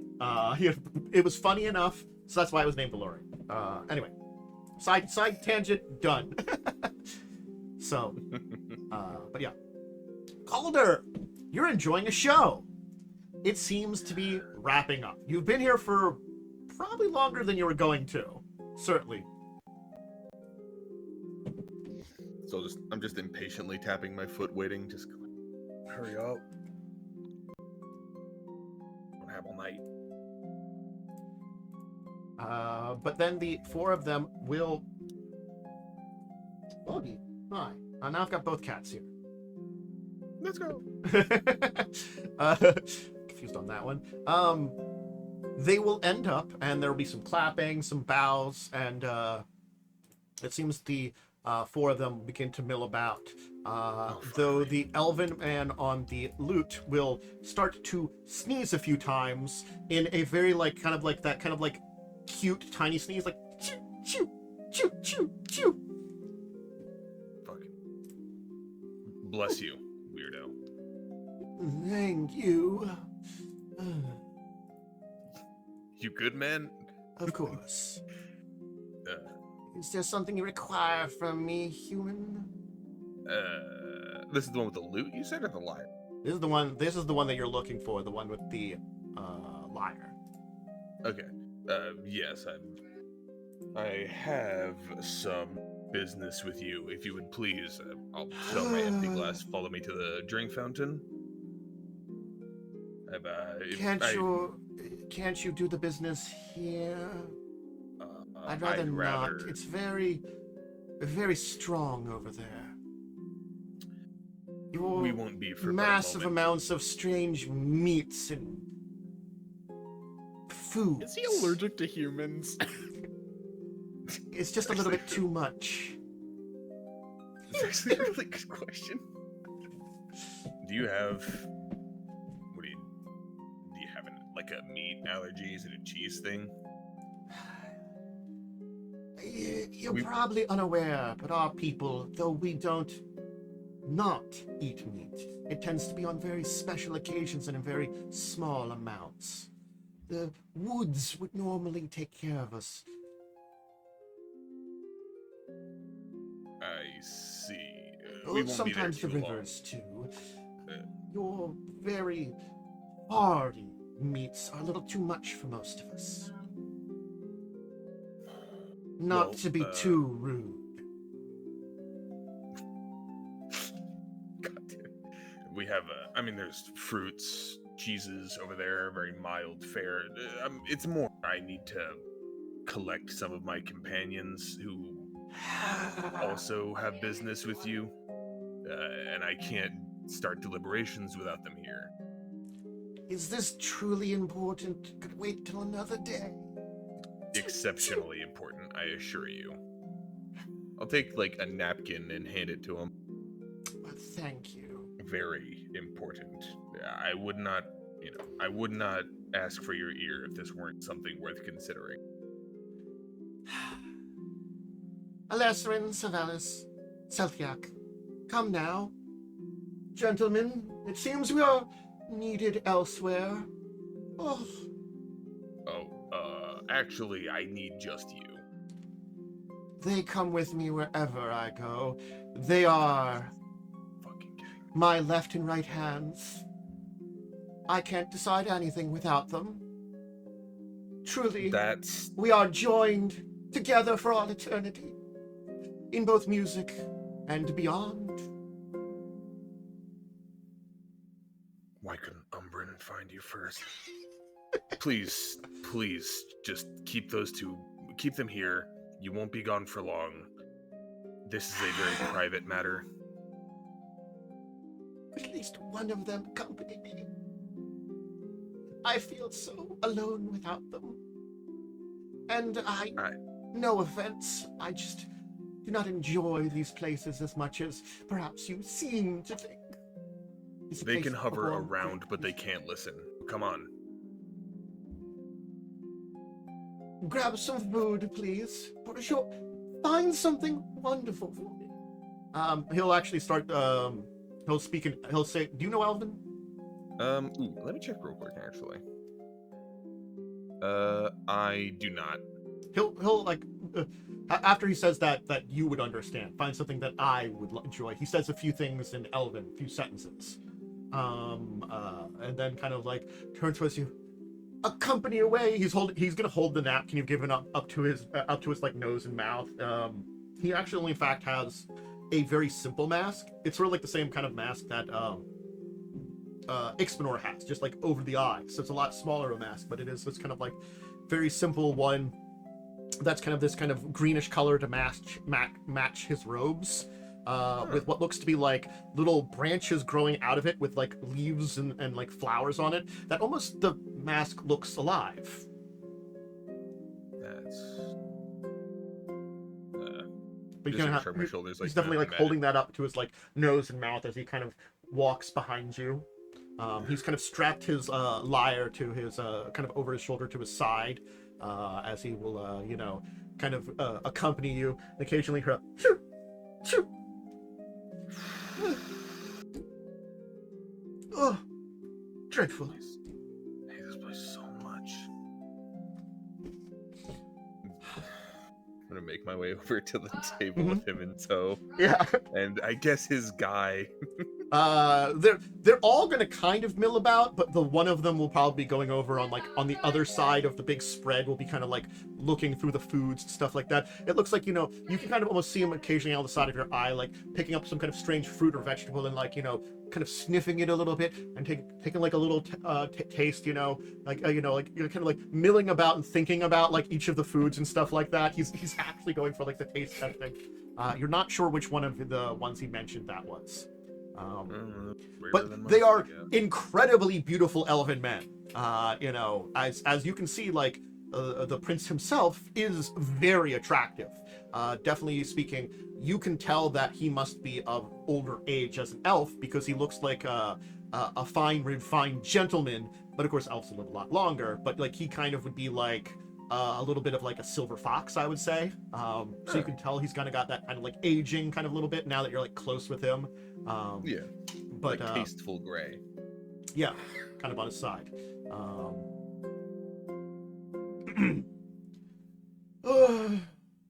Where are your associates now? It's very strong over here, and your wine is, well, it's no elven wine. Right. They should be near the fountain. In fact, just a moment. Just a little bit longer. Do we see him at this point? You can see, you can definitely see Calder coming over with an elven gentleman behind him with a kind of the same outfit I described with the a napkin over his like nose and mouth, kind of blocking it. I will walk over in that direction. Oh yeah, you need to go for it.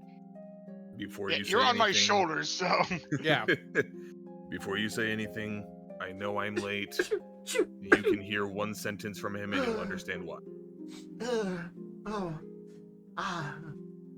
Wonderful. Small rodents. At least you smell the woods. Does be a little relief. Reminds me of home. Unlike would you like to step outside and get some fresh air? If you sneeze one more time, I'm gonna pop a blood vessel. Apologies. Why don't we wander off to the side away from the food then?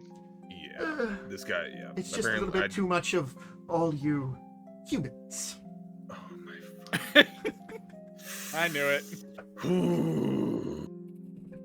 I am not human. You're close enough.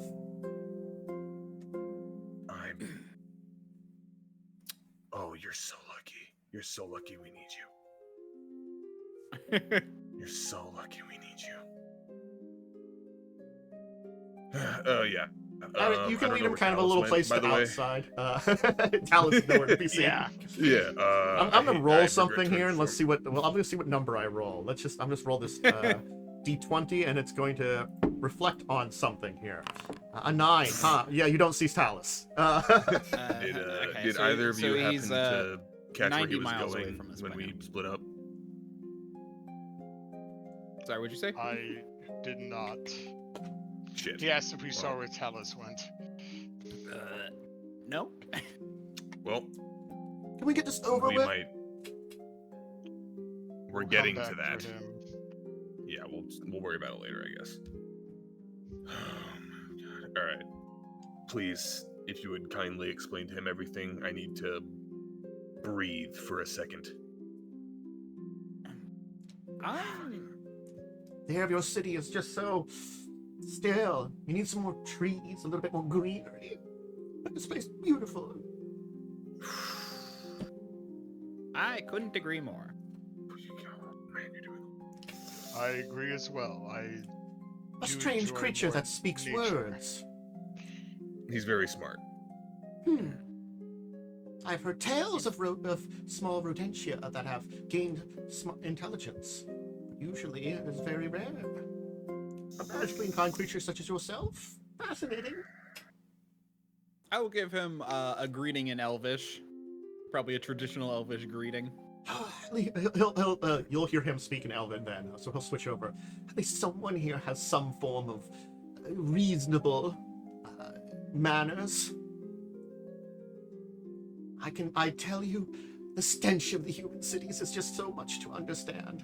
I miss my fine green forests, as you must yourself, small friend. Oh, to be back home again. Brothers and sisters, why have you forsaken me to this place? Wrynn, do you understand a word this guy is saying? I miss Gytheria too, and then I'll switch back to common. We should probably speak in a way others can understand us, though. Fine.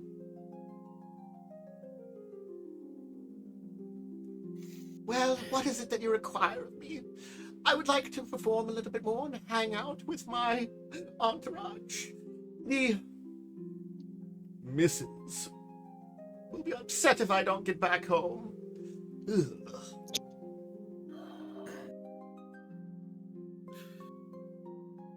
Did anyone else Okay, know hold bread on. I need to toast? think. I need to think for 2 seconds. I feel like my character would have thought of this ahead of time, but like.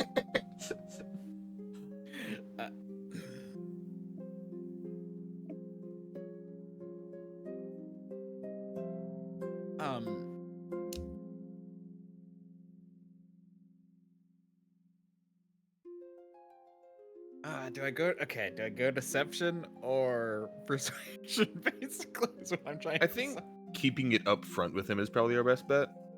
Okay. We are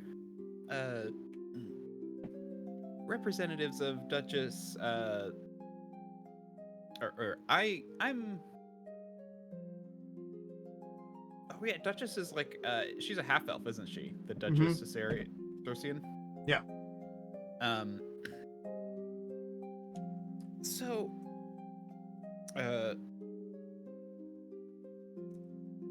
we were me and my compatriots were put in charge of the refugees from the Birchlings. We were It was a wondering... better city from what I've heard from this one here. Shame. But the forces of darkness will overcome us at all. I feel that our deaths are near. I must enjoy my time while it still is upon this plane. Seems you humans just don't understand that. Or do they? Yeah. I cannot tell. Probably not. What the fuck? I don't agree with him. I'll give you a look that's all like, I know, but... Whatever. We, are you... Yes. Sorry. A bit of pollen. A little strong here. Strange flowers. The generals and those dealing with it have given us the runaround on helping us with these refugees. Shame. Yes. We were hoping we were wondering if you could perchance get us an audience with the king to discuss this properly instead of going through all the bureaucracy. This business really isn't mine, unfortunately. Well...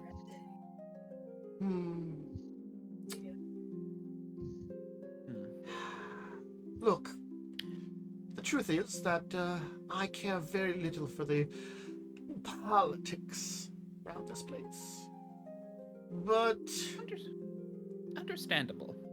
We do not wish to include you in it. If anything, perhaps we could accompany you on a performance to visit him. Maybe, do you ever perform for him? No, he doesn't really want to listen to things like that. He's much more... neat-headed, I believe is the proper say about it. Unfortunate. I know. Truly terrible, terrible thing, but nonetheless, he is at least partially reasonable. Look, if you wish to speak with him about something, or something about the refugees, perhaps Delia can do something about that. She's much more in charge of these things, though the higher-ups would love for me to continue my purpose. I'd rather she really takes control. Oh, Delia, how I loathe you but love you. Then you could perhaps introduce us to your wife? Perhaps that would get us off my back. I can spend my time with my brethren some more. She keeps bothering me to, well, continue the bloodline. Oh, I'm just, I'm sure you understand as a creature such as yourself. I'm sure it would be difficult to find love with one of your own kind that is no longer as intelligent. She is not like me. She doesn't understand me. May But God no. help this man. I'm about to put him through the infirmary. I will arrange a meeting with, Delia. She may be able to help your poor, unfortunate souls as much as you are merely humans. You have been great hosts here, and, your refugees should be looked after just like my people were when we were driven here. We appreciate that. I only wish to perhaps keep what little of us remains safe. Though I know it'd be a maddened dream with no hope. Perhaps it's the entertainment myself that wishes for a mighty epic to be told. Hope. Safety. Would you believe us if we actually had a potential way to save everyone? Perhaps, but perhaps not. Now this has intrigued me a little bit. As I said, I would much prefer an epic tale of bravery and hope. And I'm sure you can see here. He'll switch over to Alvin at this point in time when he speak to you. Those humans here are unwizened. Though myself was not home when our grand country was burned to the ground and destroyed, I can still hear the sorrowful words that came from it. I can see the doom upon these men and women, and they would dance the night away into it. So, if you, small friend, would provide me with such hope, I would be wondrous for my heart. For now I know who you are, small one. I recognize you. You might not remember me, as your mind had not been given to itself, but a small friend on an old uncle's shoulder. An uncle to all of us, the higher-ups. I remember it, though it may have been hundreds of years since that time. Oh, small friend. Ixbanor, was it? Yes. Oh, shit. You'll hear the word Ixbanor in there. Ah. I cannot give you any kind of special treatment, even if you are of our court form. But perhaps you can spread your story to me, and then maybe Delia can help you out. I could do that. What is your he'll switch to common. What is your tale, small friend? What is thine tale? I'll I have I have been touched by what remains of an old god of this world. I've heard tales of those that once came from the far-off lands, that once did that. But I thought with the destruction of Engelsvan, everything of the old gods was lost. There are still pieces that remain. Well, with the destruction of the west, so few remains. Angenster, Evelskan, Valor, the great countries that still believed in the gods. Well, child of the gods, what do you seek? What have you seen in their messages? There is a old temple, long forgotten, that we need to get to. There is a relic inside that we need to retrieve. Once we have it, we may be able to save what remains of this world and, I believe, take us to another. Fascinating thing. Tales of realms beyond and worlds beyond. Well, it seems far-fetched, indeed. A tale told to children. Nonetheless, what would you have us do here? I do plan to, hopefully tomorrow, speak to... Wait a second, I'm pulling up my notes.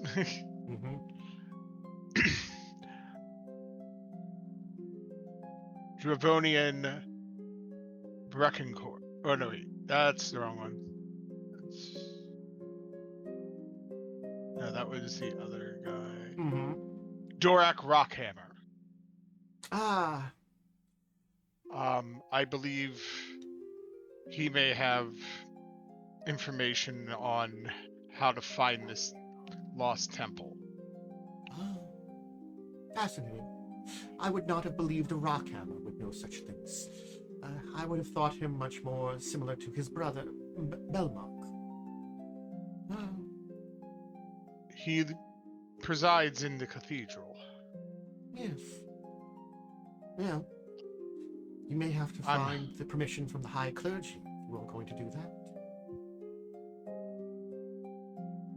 As for the plan, our goal is to convince anyone who will listen to go to, what was that? It was that castle, that fortress, or whatever it was. Yes. Thank you for remembering. What was the name? I just can't. Castle Egelwin. Castle Egelwin. I found it. Fascinating. It will give us the most time. If we start gathering people now, it will give us the most time to, as it's the farthest away from the Horde, it'll give us the most time in order to save as many people as possible. Yes. To the far ends of the world, so that your small plan will have perhaps hope. A fascinating thing. I will speak with my lovely about your helping, and maybe I can arrange something. I do believe your king will not listen to such things. Not when his hope of his soldiers are still left. But my people are still refugees, and there are those that would travel with us from the many other countries left from the East. I may be able to bring together some group, and I do know of a number of gentlemen and ladies who have long since traveled that far. This noble scene here is those that are impractical. He's gonna actually switch back to Elven for a second then too when he says this. There are those that actually are a little smarter and have seen that perhaps the war may not go well. Being on the far end of the world means that either you will be left alone, or if you do need to run even farther, well, you have a chance. You have somewhere to run. Ultimately, There's money in that city. Yes, there is. That will also be something we need. Even if the king doesn't wish to come, or doesn't believe us, we just want even a way to bring everyone there. That's also its own challenge. It's not that I don't fear he won't believe you. It's that he will make his own plans first. His army will clash with the Dread One. And Yes. then this city will fall.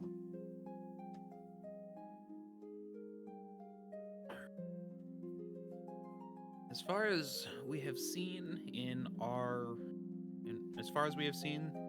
I do believe that is the most almost certain outcome.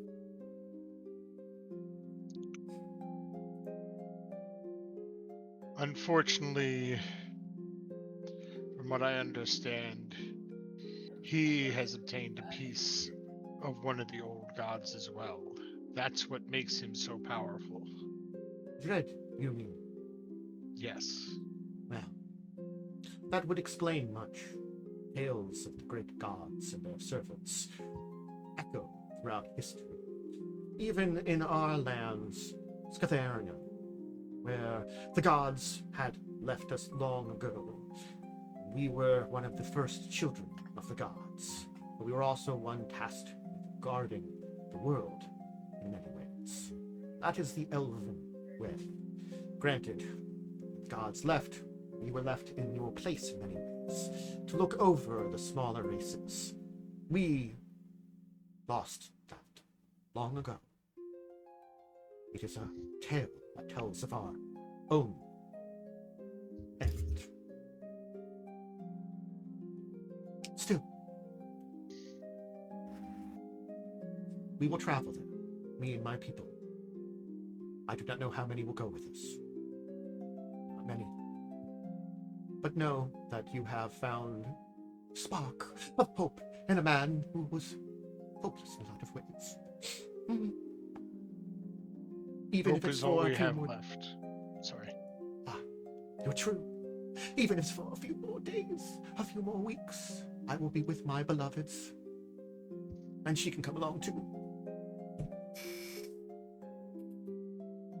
Thank you very much for doing this for us. We hope to save many lives. You are cute. I have high doubts that many will survive this place. But perhaps there can be some. Sorry. Speaking with the long thought dead does give me a little bit of the sneezes. I must return to my gentleman. Oh, perhaps another performance before the end of the day. The chain wishes for me to return. Sure. I'm late enough and drunk enough, perhaps I won't have to worry about it. Oh. I bid you a good evening. If you need to get word to us, I'll give him the place that we're staying at. Sing it, Silky Bear. Silky Bear, that's right. We're staying at the Silky Bear. Fascinating. I'm sure Delia will want to contact you at some point in time. We look forward to that. Indeed. Right. He's going to head off. And you'll hear kind of as he's going. I'm gonna turn to Calder. Be glad you weren't with us. What happened? We ran into Mr. Fancy Pants. Mr. Soldier guy. And I take it he wasn't Yeah. his usual discreet self. No, luckily I managed to BS my way out of him. Well, that's good. Although this alter ego has a luncheon date with him that will not be happening. Oh well. He'll recover, I'm sure. Ooh, but actually knowing that and knowing that time, might be useful. Might be able to do something during that time. Yeah, Oh, yeah, he sure. will be distracted, waiting for someone. That's a really good point. Ooh. Right. What's your plan now? The party will Enjoy the continue. party? And then go home. I'm actually going to go try to find our friend Talas, and I would Oh, yeah, that's a good suggest point. actually getting out of here. Mhm. Because if we want to do stuff tomorrow, we don't want to be up all night and be exhausted. Yeah. Anyway, I guess give me a perception check if you're looking for Talas, and I'll roll a d20 and see how it goes after you roll your perception. Don't worry, it will mean something. That's a pretty good roll. I'm gonna roll this thing here from Talas. I think I've All right. So, Umbrin, it will take you another like 20 minutes of looking around to finally find Talas, where he's basically you find him with this kind of burly gentleman in like an officer's uniform. He doesn't have a sword at his side like Talas does, but basically he's arm wrestling with Talas, and he's like, "Come now, show me what the great seneschal of the Avanswell family can bring about." As the two of them are like arm wrestling. I will wait until after the arm wrestling match, Mm-hmm. and then tap him on the shoulder and say, "I do believe we need to get back." Is this what you've been doing for the past hour? It's been an hour. Eh. I've been lost. And think, ah, I've been you were lost. great. You were great. Thing, but unfortunately, the mighty General Manaflash will always find on top. I've been lost. Yeah, that's great. We gotta go. Please. I'm done. I don't go to these parties for a reason. Yeah, I feel that. Come on, let's go, man. Till next time. Yeah, once he gets up and we start walking, if I Unless one of you wishes to find the great Manaflash. No, we're busy. no, sir, you would far outmatch me. But You're too right. His mask looks like I'm that. just gonna Like, turn and start walking away. his mask is like that, like an Pissing me elephant. You know. I'm going to say to Talas, we need to get out of here because our babysitter's at this party. I'm already fucking leaving. I want my gun back. My mask back. Well, also, our babysitter's at this party. I luckily bluffed my way out of it, but he's definitely going to notice Talas if yeah, so if he so runs we can't. into him. We can't stick around too long. Yeah. Thank God he didn't run to Talas. Agreed. That's also why I'm like, yeah, I think we need to leave. Yeah. You'll be able to I will go collect my cloak. You should be able to collect your cloak. Your earlship! Your cloak is ready for you. Have you enjoyed the party? You're leaving a little earlier, I assume. Business in the morning, yes. A terrible thing. Yes. But what we do, what you great noble people do for the people of Avanswell.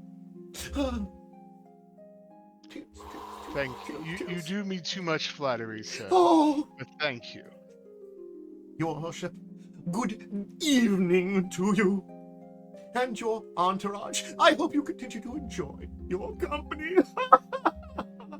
Oh, Thank you. he'll Have kind a of good go over and kind of nudge Talas and be like, such a lovely couple. Wait, what? Yeah, that's what he was hitting at when we came in, that he thought No, we no, were a couple. no, I gathered that. Calder's a fucking idiot. Anyway, you'll be able to head outside. He's only now getting the subtext. Well, You no, are I'd two- also told.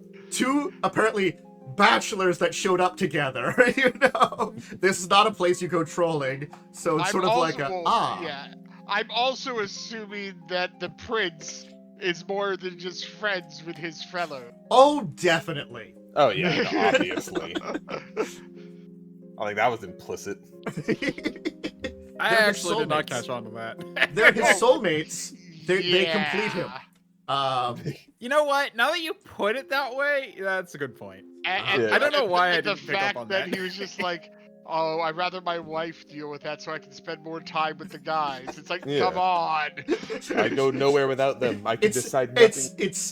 He is a prince who's in charge of the elven people. It's probably political marriage.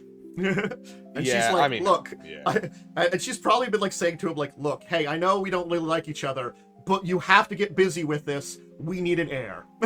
Yeah. It made me think of, Monty Python's Holy Grail. Yeah, The one prince in there. huge tracts Yeah. of land. Of land. And he's just like not interested at all. But, hey, you will make it back out to the streets. That's not what I wanted. That's anyway. You'll basically like find basically nearby. Jonas will kind of approach you. You'll actually be able to kind of like spot him in a place where it looks like he's kind of been watching. It looks like there was like a small like I call it's technically would be like a high class tavern, but it's also kind of a little bit of a cafe tavern kind of thing. So he was kind of like sitting outside, drinking like some kind of like it would be equivalent to like a spiked tea, like a hot spiked tea. Kind of like waiting for you guys. Yeah. How'd the party go? Awful. Great. Sounds about right. Sounds about right. It was successful in our goals. Also, our babysitter was there, so that was quite fun. Wonderful. I did say he could possibly be there. Yes, luckily Yeah. I was able to fool him.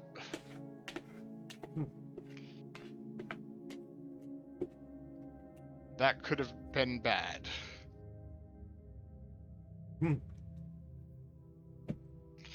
But we should be hearing from the prince's wife. Neat. Should we get back to the inn then? Rest up? Yes. That'd be nice. Yeah. We do have things to do tomorrow. Okay.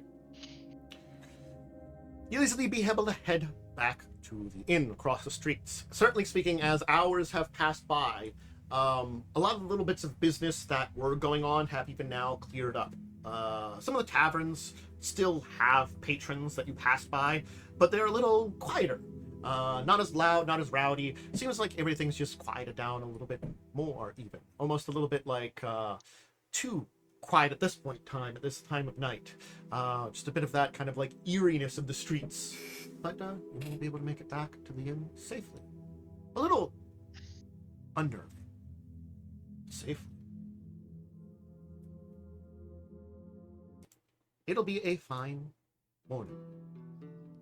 And the wake up in the inn, ready to enjoy fine breakfast once more. A new day has once again dawned. And of course, Captain Maynor will be waiting for you in the lobby to basically, come now, it's breakfast time! Come, please sit down. Yes, indeed. That sounds nice. I had a most wonderful time the previous evening. The Grand Masquerade was happening. Oh, it was such a great thing. Nobles from far and wide showed up across all the wildlands. We were able to enjoy quite a time. Let me tell you, I even heard Prince Lawson perform. Oh, how Angels nice. from above. The gods themselves descended, they say, to visit us at our place. Sounds exciting. Well, what is our plans for this day, good fellows, as I am to accompany you on this journey? I believe we are planning to visit the cathedral. Ah, I do remember you mentioning that you were connected with the religious figures. And of course, heading to the Cathedral of the Setting Sun would be only appropriate. I myself am not much of a worshipper of the old gods. Are long dead, as they say. But, I respect those that do.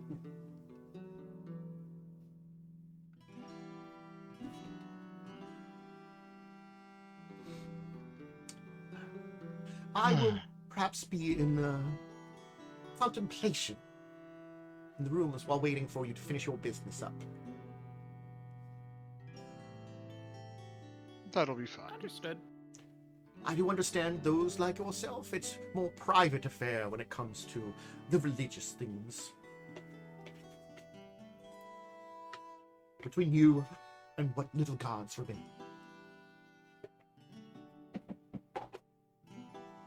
Indeed.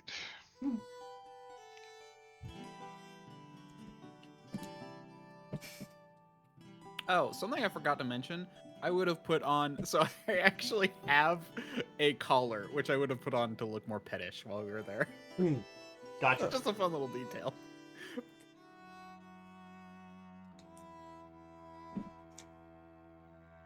Well, whenever you're ready. Is there anything else anyone needs to do before we go? Perhaps some of you have some other business to attend to. I could arrange for some other escorts. My men would be willing to assist you. I could stay here and work on some stuff. Ah,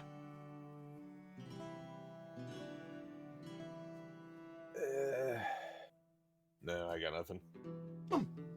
Unless you have work you want to do. Not sure how interested you are in this or not. You're more than welcome to come, of course. Actually, you know, thinking more on it, I think I'd rather. I'm gonna stay here. Talas I have a project I'm working on. Talas has some business to attend to. Yeah, he We'll- still has to look for the air. Yeah, so he's Yeah. going to be working on that. So it's just you, Umbrin, sounds like. Yep. Okay. Have fun, man. Unfortunately, I won't have a face with me, but hopefully that won't be not too necessary. It's just going to be us, a little boys out on the town. Also, I'm just what I gonna wanna work glare on- at you two for this. Hey, I believe in you, man. I give you a thumbs up. I have a thing. Sticking I'll me see you with later. him. I'm gonna get up and quickly rush off to my room.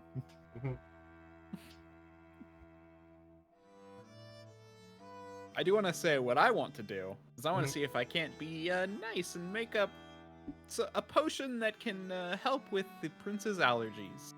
Ah, okay. That's basically what I want to do. Yes.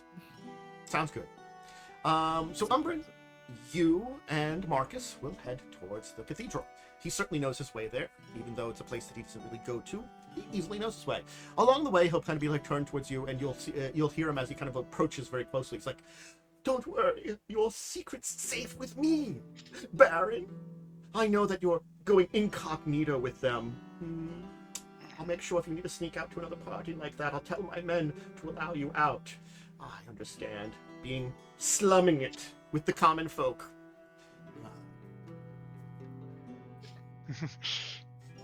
I appreciate that. Next time, though, do inform me. This is a good chance for our luncheon, and I can show you some of the more upscale places. Losing one's home, but being a brave hero, rising up to your true station. Your tale is even more heroic.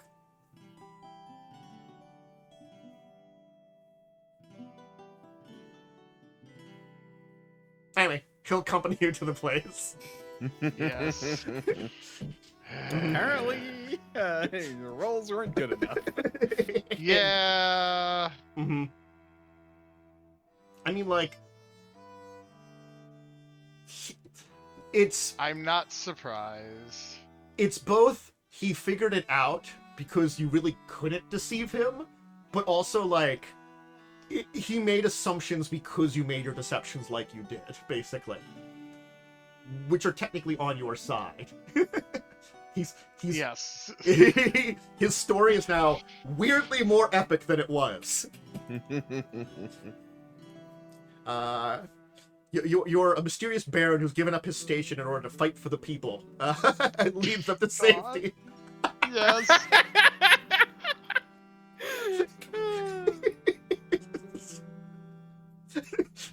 Next time he tells the tale, it'll be even more epic, and it will basically be nobility propaganda.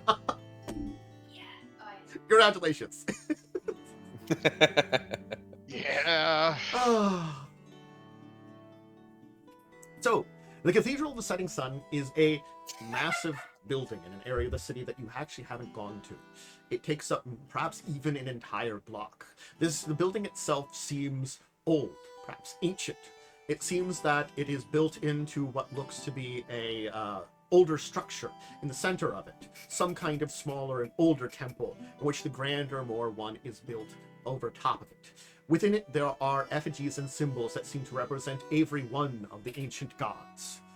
Though, again, the core of the building seems older.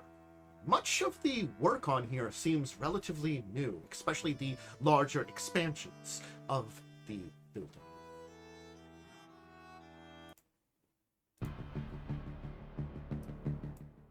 This one here. The building itself does seem to have a bit of a tension to the air. The fact is that there are people going about constantly, busy, very busy, with a little bit of hurried walk.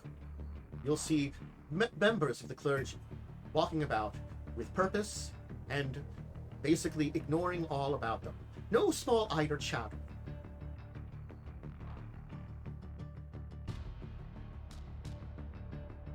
I will wait here for you. Good luck, my good friend. Thank you.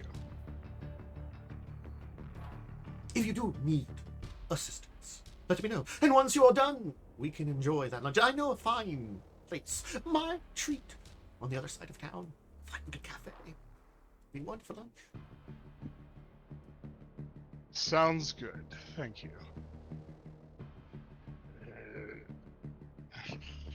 And if you should wish for a bit more of a position, keep in mind I may be able to find you something within the military of the city. I am Knight Captain. You two could to be side by side. He's gonna kind of like, wander off, and you can hear him like kind of like speaking a little bit him to himself.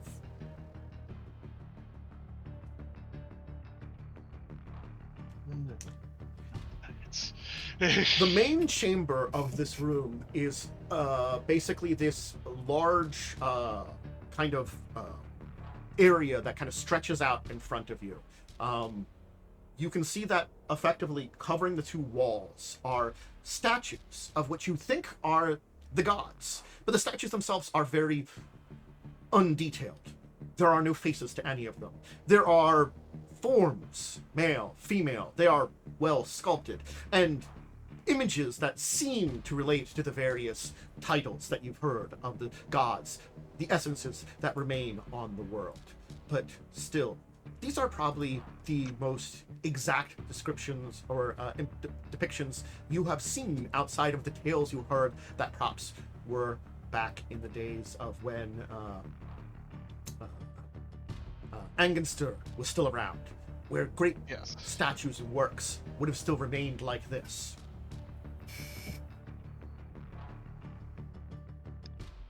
They're still quite impressive. Yes, they're still that goes about and seem to be taking care of business, maintaining things, candle lights, making sure things are cleaned up, checking with the various people that are here to visit.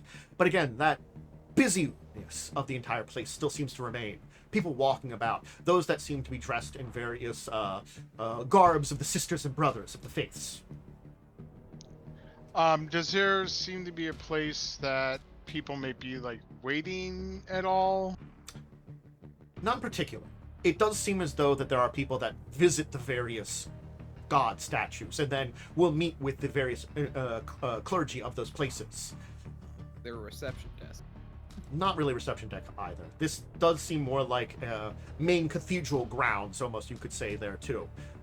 With some seating and places of, like, prayer around each of the statues, and this kind of main thoroughfare that kind of goes through that and leads back to where there is a massive pair of basically broken statues at the very center of what would be this building. And you can tell this is probably the oldest part of the building, where these kind of like half statues are. It's impossible to tell whether these are supposed to be old figures, perhaps divine servants, perhaps people that once built this place, an old king, maybe even a long since forgotten god. Right. I'm gonna just take a look around for a few moments, see what shrines there are. Sure. There are statues to all the major gods, and there are small shrines that you can discover to all the minor gods. Do I see any for the sun god? No. The sun god is not properly worshipped. Figured not, but was worth checking.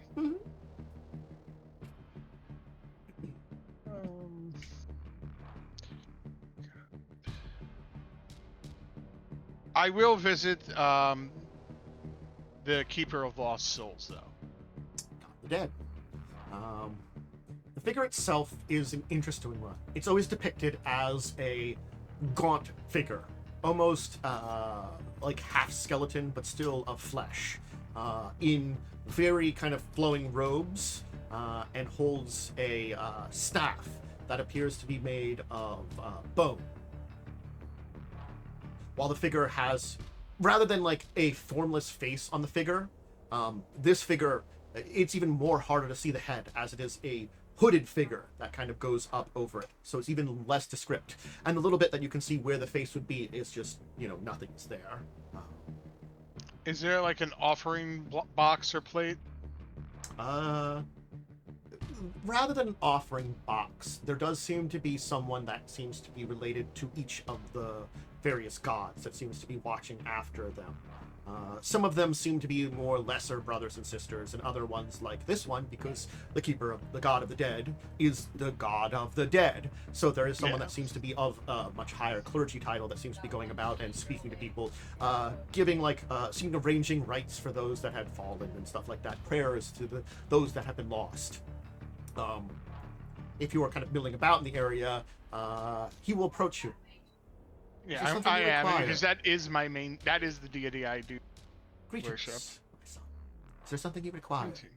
Prayers to a lost family member. Hope that you will live for another day. Or somewhere. There's always that hope. But I wanted to give my respects. Also, I am looking to speak with someone. If there's a certain first, father or brother or sister, you can let me know. Father, mother, brother or sister. First, I will hand him 2 silver. Your tithe is appreciated. Thank you. I am looking to speak with Dork Rockhammer. Speaking to any priest in particular is very difficult. You'd have to perhaps speak with the Grand Clergy herself first. And could I make an appointment with them then? I can see what I can arrange. I would Please greatly wait. appreciate it. Thank you. I am going to kneel in front of the statue and do a little prayer in remembrance of my parents Great. and my old teacher. As you're giving your little prayer, you will notice that a group of people from the outside, they look to be fathers, mothers, basically head church members, clergy of some renown, kind of come in and meet with a group of brothers and sisters and seem to speak to them about some kind of important matter before they are ushered back further into the temple. Could I make a perception check to try to catch some of what they're saying? Sure. Let me just take off the 2 silver real quick while I'm thinking about it. Mm-hmm. There you go. And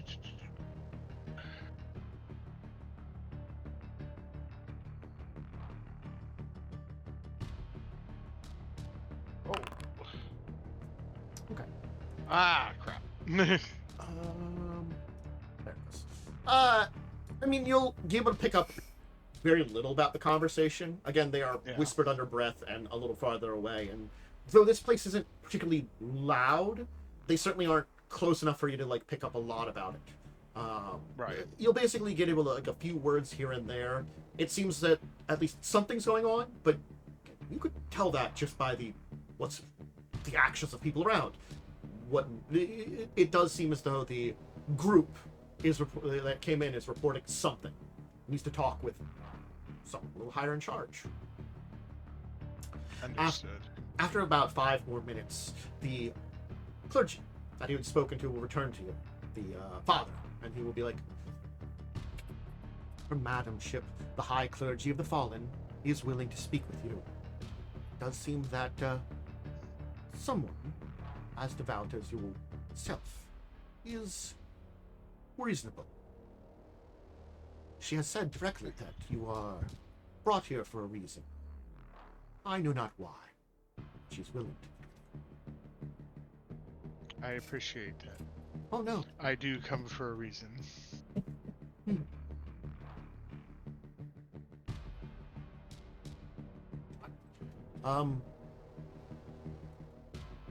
This brothers and sisters will accompany you. A group of men and women who seem to be holy champions, I would describe them as, so very much so like warrior priests more than anything. Will basically accompany you deeper into it and into another chamber a little farther away. That seems to be a place where there is basically an unmarked altar. This is an area that seems to be a little higher up in the building. You go up like a couple sets of stairs even too, and the altar itself seems to be made of a reddish brown material and seems to be not particularly any markings. There are some candles atop it, and there is a woman that seems to be kind of kneeling down in incredibly flowing robes with a kind of a silver kind of crown almost atop her head. And she seems to be giving prayers to that kind of altar there. As she will kind of like stand up and kind of turn towards you. Welcome, traveler. Thank you for taking the time to see me. No, it was destined to happen.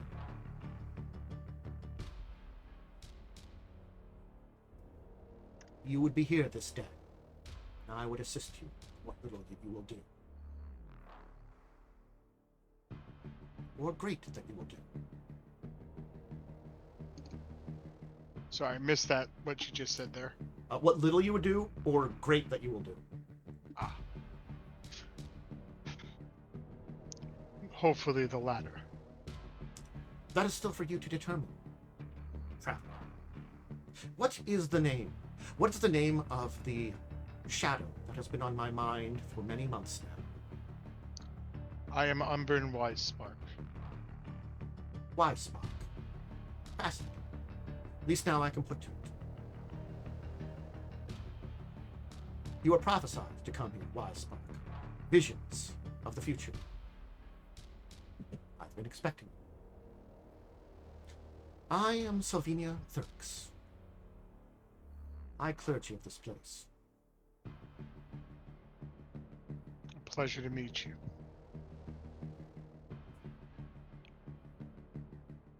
So, Umbrin Wisespark, you seek stuff that is long since dead. Stir up that which has been lost to this world.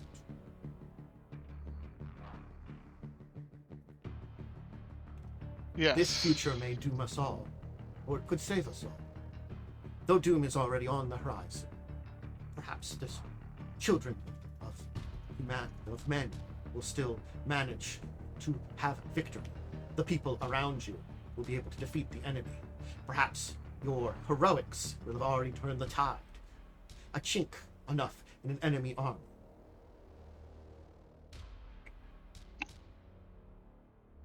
Unfortunately, I'm not sure if victory is achievable, but I do think there may be a way to save what's remaining of the souls that are left here. You would risk everything on a gamble that could unleash a destruction even far greater than that which we already face.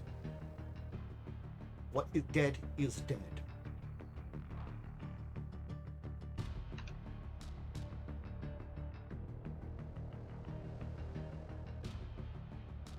If there's a way to defeat the enemy, I would seek it. But I believe that the enemy has a spark of the divine that it has found and is using. It has. I know of this. I have known of this for long, but my words are not ones to give to the other people here. They do not touch the divine, and any interference perhaps cause a path that I did not predict nor want. But you being here means a path has been chosen. My preparations have been complete. I sensed that perhaps you would be here this day. And I'm ready. If you are to choose your path, you must choose it now. The danger you go on, the path you choose now, you will have one opportunity. Death will come to this place, this building. A darkness will now awaken. If you are here, that is the future that we seek. Those here will be ready to keep it in. We will give our lives to prevent it. But what you seek, well, if you wait, you will not have it. But if you don't go for it might not come.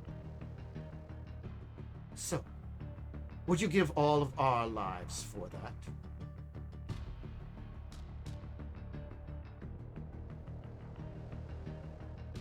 The way that I unfortunately see things is if we don't try something, even if it may be a desperate something, these lands are going to be overrun.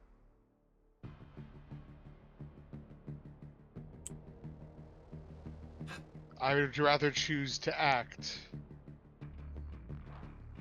and try for salvation than to watch this place burn. Very well. So, you will be given your chance. Umbrin Wisespark. A singular chance. Do not turn back. Run from the screams. Do not listen to them. You cannot do anything. If you choose this course, it must be you. It must stay to it.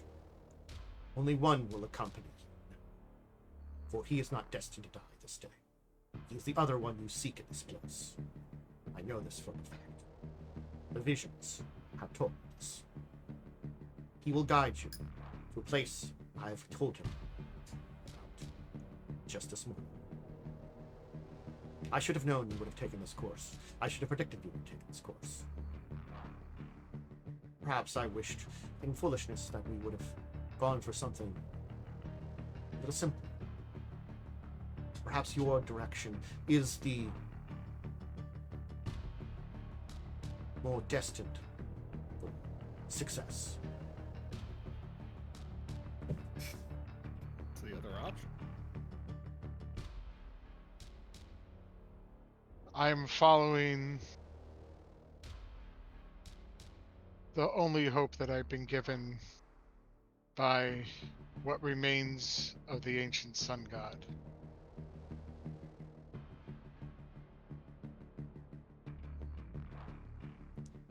What you seek is not here, but the knowledge of what it is will be found.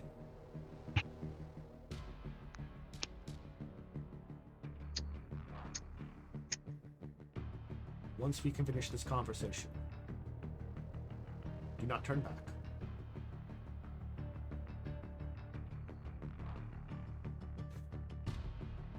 May I ask what you saw as the other option?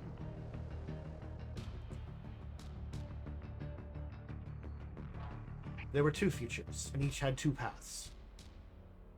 In one path, the armies came. One of those futures, we were overrun, destroyed. The other, we managed victory, at a grand cost, but victory nonetheless. A cost enough to recover? I do not know. And even then, the battle is not over. Perhaps more battles, perhaps more wars would come still.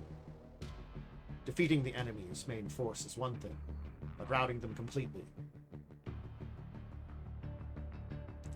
The other way, your way, will either lead to a salvation that you seek. Beyond your goal, I cannot see. You go beyond the shadow of this realm. Whether that means you survive or die, I cannot say. But it does mean that I cannot see that far. And the other problem, the other thing is, you awaken something even more hard. There are two shadows left in this world. Someone has already touched one. You would touch the other. But in doing so, you might have the first grow stronger.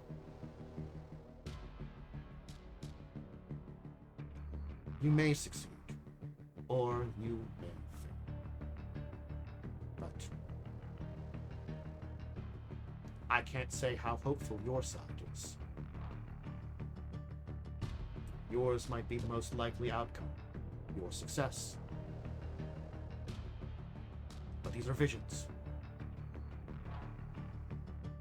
Possibles. I understand, and I stand by the choice I'm making.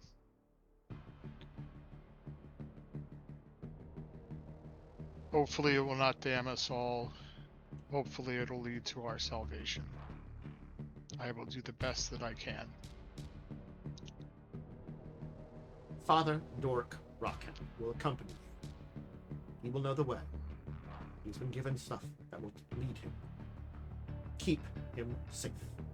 Keep him alive. He will lead you in the under of this temple. His destiny is one that is related to yours in many ways, now that you've chosen this course. It's been altered.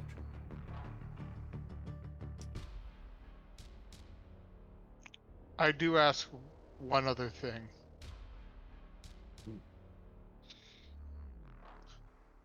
With this plan, we want to bring as many people to, what is the Southern Kingdom? Well, you mean the castle? The castle. Your plan. I know of it. I cannot do anything to help it. The path you are chosen will lead to my own end. That brings me sorrow. My end was perhaps all but guaranteed in most paths. Very few were beyond that. But if it is to give you your hope, it is a willing trade I'm to take. There will be those that can assist you. Rockhammer. Keep him close. I will. Dwarven ears are his.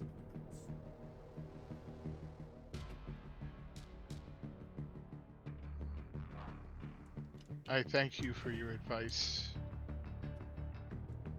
and your assistance. Yes.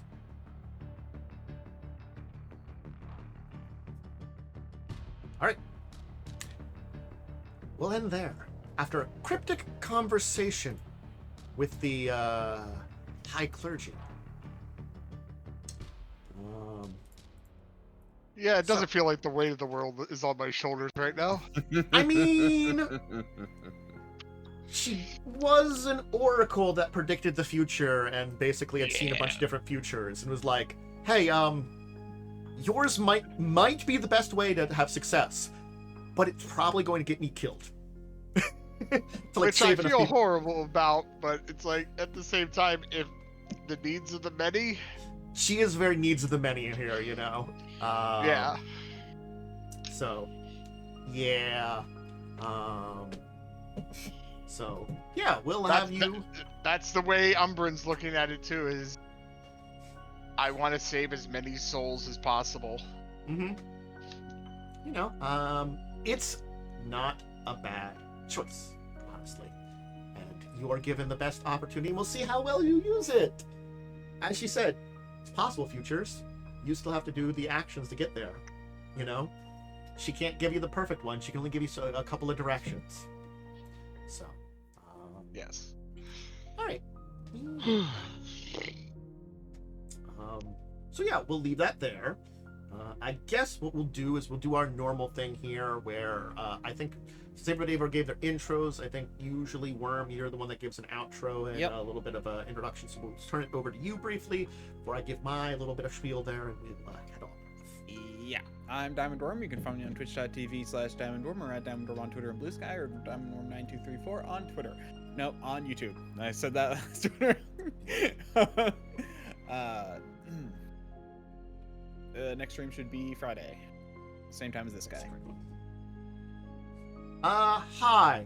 The guy that's been in charge here. I've been your GM/DM, Dracovin. I hope you've enjoyed the show. If you want to check out more stuff like this, always go over to the YouTube side of things. I have the rest of the episodes of this, more episodes of stuff, other tabletop-related stuff. That's over on YouTube. If you just want to hang out, hey, come over and join me on other Twitch streams. I do tabletop-related content that ends up on YouTube, and I just hang out too a little bit too. Yeah, I'll be on tomorrow, do some tabletop-related stuff, and then I'm back on Friday for some gaming and gaming with Wyrm in the evening.